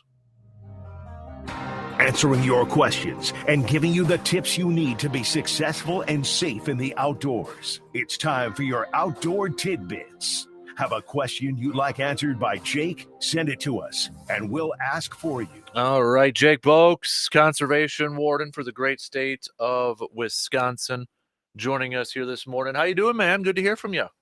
I am doing great. I mean, I'm sick, a little sick, just like seems like everyone else in the world.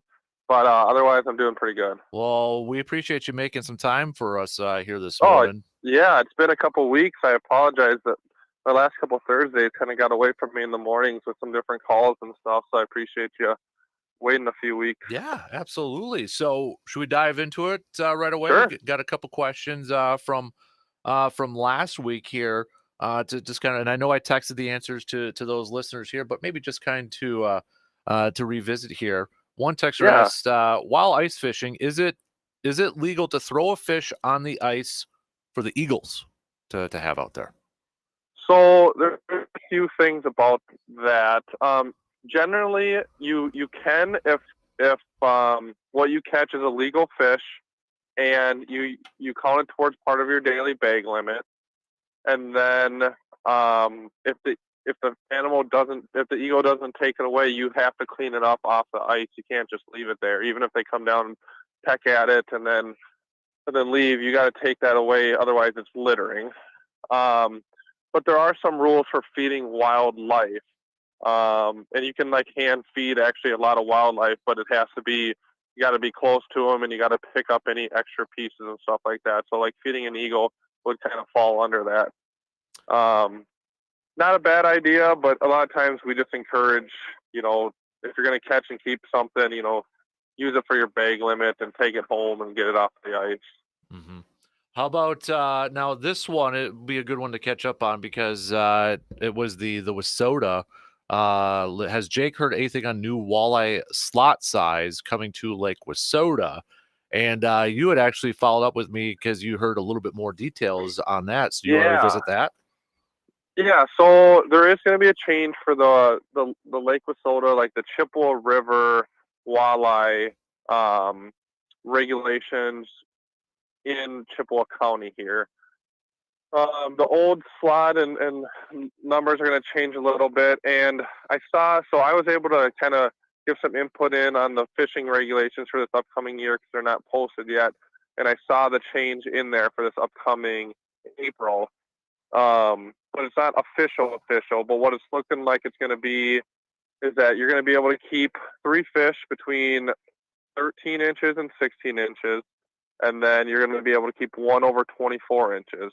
So 3 fish between that, or 2 fish and 1 over 24, kind of like the seeded rules, but the slot's just a little bit different, where the slot's going to be 16 to 24, where you can't keep any. The seeded territory rules in other parts of the county are you can't keep fish that are 20 to 24 inches. So it's a little different than it was, but I remember the fishery staff reaching out last year and talking about it with me, and they say that it should, at a minimum, bump up the walleye overall size, like 20% throughout all of the year classes in there and stuff. So this should be a good change. Mm-hmm. Interesting stuff there. So, speaking of ice fishing right now, with the warmer weather, how is the ice from what you've kind of gathered from these last couple of days with the warmer weather? Because I know everybody was probably anxious after that cold spill, getting out there, but Yeah. now it's kind of reversed everything. It seems like. Yeah, it froze up pretty good. It's been warmer, but still cold enough where like we're not drastically changing. But you're starting to see that top layer melt, get slushy, get wet, stuff like that. The ice is going to be the same as it was at the beginning of the week. But it is important to watch what happens if we do end up getting rain. If it stays warmer, if it keeps on warm, you're going to want to be drilling some holes and checking the ice depth wherever you go and stuff like that. We created a lot last week and the week before a little bit. But just like earlier in the season, now we're not going to be really making ice. We're going to be maintaining, if not losing it a little bit. So just check it, just like if it was early season or late season. Mm-hmm. And then snowmobile trails. I mean, still got to go up north to maybe find something that's open, Jake. Maybe up north. Maybe. You might actually have to go down to the southeast. Mm. Most of the trails that have been open is in central or southeast Wisconsin due to all those storms kind of wrapping around the state on that side. There's probably some trails open up north, but I know around here, only trails open around here were Jackson, and they're pretty crummy on Monday, so I can't imagine they're doing great today if they're even open today. Mm-hmm. But around here, none of our counties open, like the immediate Eau Claire or surrounding counties. Gotcha. I want to ask you the question that I texted you about a couple weeks ago about we got a wild turkey in our neighborhood here, Jake. Yeah. I love that thing. We love the thing. Every time I mean, it's out. You can set your watch by it every time we see it in that. And I mean, it'll come up to a car and fan up its feathers. It ain't afraid of anybody. I've gobbled at it too. So, Right. But I think it's cool. But I've noticed some kiddos like trying to chase it or something like that. What I mean, should or even adults I've kind of seen kind of chasing it. I'm like, guys, what are you doing over there? So Yeah. when you see stuff like that, is that something somebody should call a DNR about, or what's Yeah. kind of the rule with that? Yeah. So any animal, you can't harass it. You can't harass any animal, and something as simple as harassing could be, spooking it off its bed, or in this case, chasing a turkey down the road. Now, I'll preface it by saying, like, if you got a turkey and you try to go out to your car to go to work, and that thing's standing there every morning, staring at you, trying to get you, chase you around a little bit, you have the legal authority to try to protect yourself and spook that thing away in order to get to your car or protect yourself. But if it's something as simple as it's just sitting out in the yard and you see it there every day and you think it's funny to chase it, then yeah, you're harassing it. So you can't do that. So if you see stuff like that, call the DNR. And we've definitely dealt with them in the city before, where we've worked with DATCAP or APHIS. They're two kind of like federal agencies that deal with, I don't want to, nuisance animals, but sometimes just like these kind of captive or domesticated type ones, or ones that are just used to people, and they'll catch them and relocate them out somewhere away from like the city. Okay, interesting. So, but yeah, if you see people chasing, just for the simple fact of chasing deer, chasing turkeys, bothering eagles that might be eating on a carcass pile or something, if you know that it's not right or it's not fair to the animal, you can call the DNR and we'll come out and take a look at it. All right, good stuff there. All right, Jake, have you been walking on the ice a lot or anything, or are you kind of still, maybe? I mean, yeah, we've been walking out on the ice. We haven't been driving the ATVs or snowmobiles as much as we'd hoped to. Right. I don't know. It's pretty crazy. Early last week, I ran up for a day up fishing up near Barnes, which, that's pretty far north.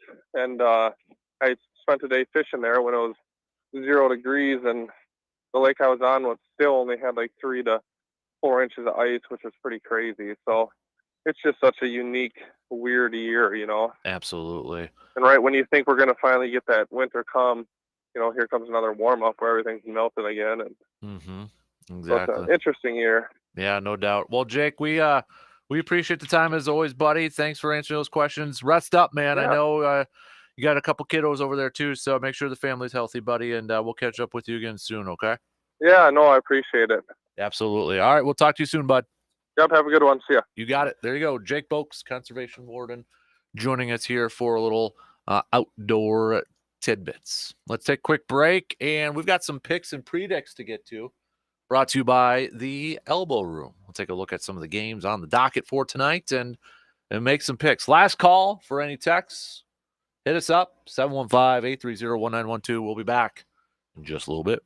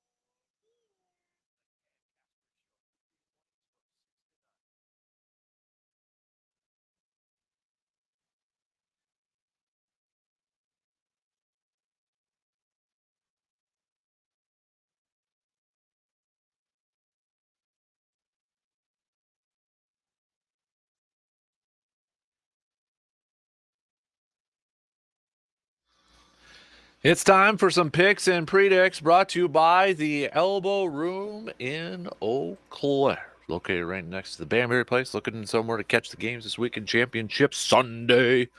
And over to the Elbow Room right here in Eau Claire. Awesome place to go to. It's like going into a man cave over there. Let's look at some NBA games for some picks for tonight. 76ers visiting the Indiana Pacers. The 76ers are 5.5 favorites. Sixers looking for their 30th win of the season. I'll go Sixers.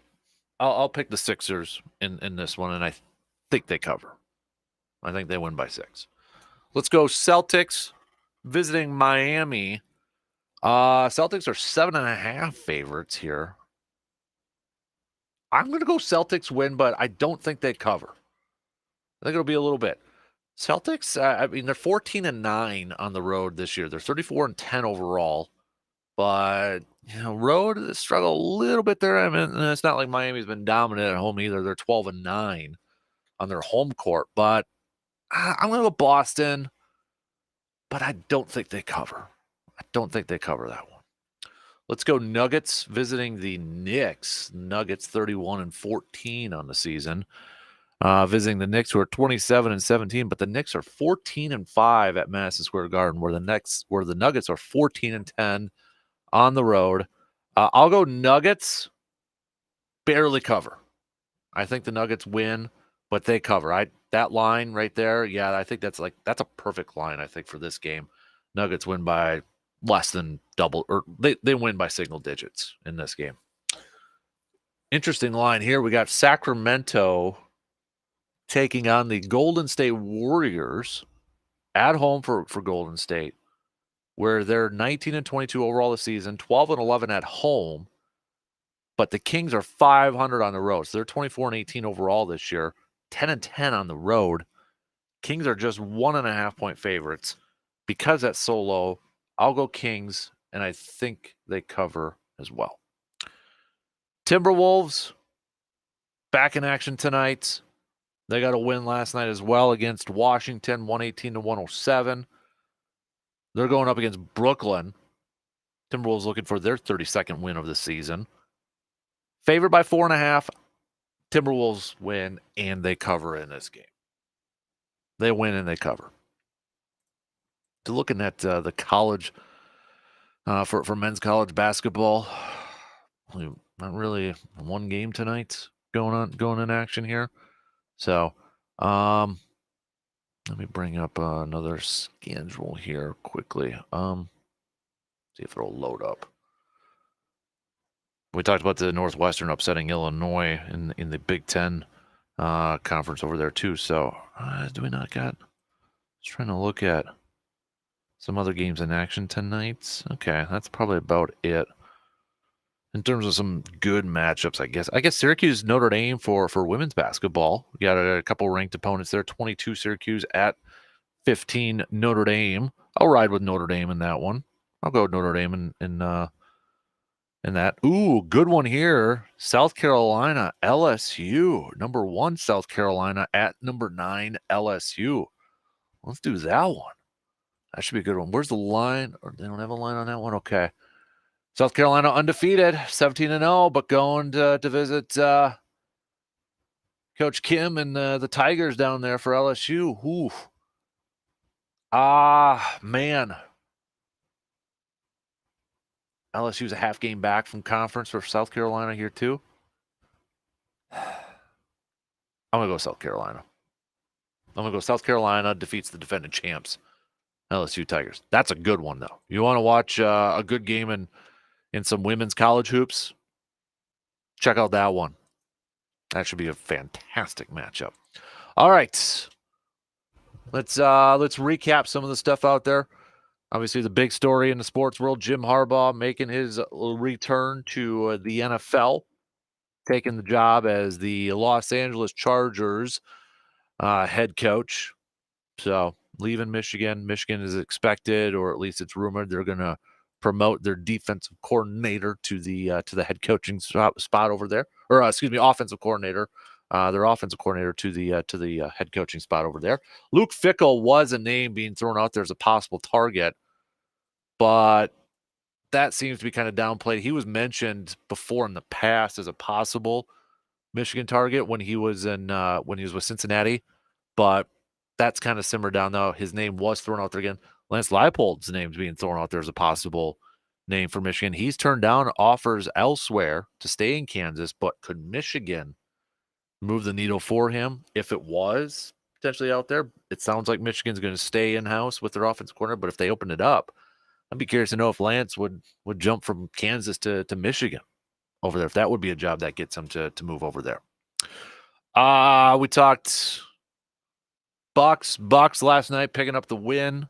First game with no Adrian Griffin. Joe Prunty is the interim coach. All signs point to Doc Rivers. The Bucks haven't confirmed it, but Adrian Wojnarowski and other sources have said it's going to be a done deal there. It is a done deal. Doc is going to be the new head coach. But the Bucks picked up the win last night. Giannis, another triple-double for him. They'll be back in action tomorrow, going up against the Cleveland Cavaliers again at home in Milwaukee. Blue Gold, speaking of hoops too, Blue Gold women's basketball, big win on the going up against 18th ranked Oshkosh last night. So big win for the women's Blue Gold basketball team.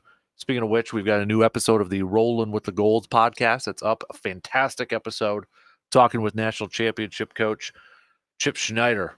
A lot of fun talking with him. You listen to Coach Schneider talk, you're going to be instantly motivated. So you can check that out wherever you listen to your podcast or on our website at sportstalk1051.com. Blue Gold men's basketball did fall to Oshkosh. Stout women's basketball defeating River Falls. Stout men's basketball falling to River Falls. We did kind of our consulting for the pack. We took a look at the running backs. I think the next position group we're going to look at is inside linebackers, okay? I'm going to try to go back and forth between offense and defense. I think the next one we're going to look at is inside linebackers. Devondre Campbell, he's talked about as a cap casualty. Is Isaiah McDuffie ready for a bigger role with this defense? Quay Walker, how big of a jump do you think he took in his second year? And if they move on from Devondre Campbell, does that mean maybe do they look at the draft again, trying to find another inside linebacker to pair up with Quay Walker? Or are you good with giving Isaiah McDuffie a bigger opportunity? Seems like they were towards the end of the year. So are you ready to do that? We'll take a look at inside linebacker probably tomorrow, unless something big breaks and we hit that up. But that's your homework assignment. Take a look at the inside linebacking group for the Packers. Kind of assess second year Quay Walker, Devondre Campbell's future, Isaiah McDuffie. Do you want to see him get a bigger role? Maybe that starting spot next year, and how big of a need, if they do move on from Devondre Campbell, is inside linebacker. Save your responses for tomorrow, because that is your homework assignment. You don't get extra credit for turning it in early. You don't. So we'll hit that up tomorrow here. Also tomorrow, Brandon Berg will be joining us. We got a recap and a preview of some of the upcoming prep stuff going on. Another busy week on that prep scene there. So Brandon will join us to break it all down. He's the expert on that. We'll do that. Plus, I want to get into some Brewers chat with Brandon tomorrow too, with Hoskins and such, and kind of look at this team. Does he feel like it's going to be more of a DH role for Hoskins, or, because of his defensive inefficiencies? And if that's the case, where could they go for maybe a defensive first baseman? Is it Owen Miller? Is it maybe somebody who's not on the team yet? So we'll talk some Brewers with Brandon for sure tomorrow. We'll do a little inside the training room with Dr. Crow. Get his thoughts on the Packers' plan to send Christian Watson and Eric Stokes to UW-Madison, or the medical facility, in Madison down there, for a hamstring specialist, and try to figure out what's going on over there. We'll get Dr. Crow's thoughts on that and his insight and expertise and such. So it's going to be another busy Friday coming at you. I would expect that we're probably going to start to hear some more rumors soon here about some potential interviews lined up for the Packers defensive coordinator position. I mean, at least I would hope Matt LaFleur is hitting the ground running on this thing and trying to line up some interviews. Now, could they be a little tight-lipped about it? Possibly. I don't know if the Packers' social media account is going to be like some other teams where they post like, we've just completed an interview with so-and-so. Now, I know a lot of them do it for their head coaching, but I've seen some do it for their coordinator positions. I don't know if Green Bay's Twitter account would do that. But as a fan, I hope they do. As a fan, I hope we hear some more rumors and rumblings because that kind of, keeps us engaged a little bit. But honestly, I wouldn't be surprised if a lot of it is tight-lipped at this point. But I'm really curious to see that list of candidates Matt LaFleur brings. And some of them, maybe some of them are still coaching. So you can't bring them in. Maybe they're with the Ravens. Maybe they're with the 49ers. Some of those options may not be able to talk to right away. But at least maybe get some interviews of those coaches who are available right now. So I hope he's hitting the ground running and scheduling some stuff. I'm assuming he is already. And he probably already did the other day.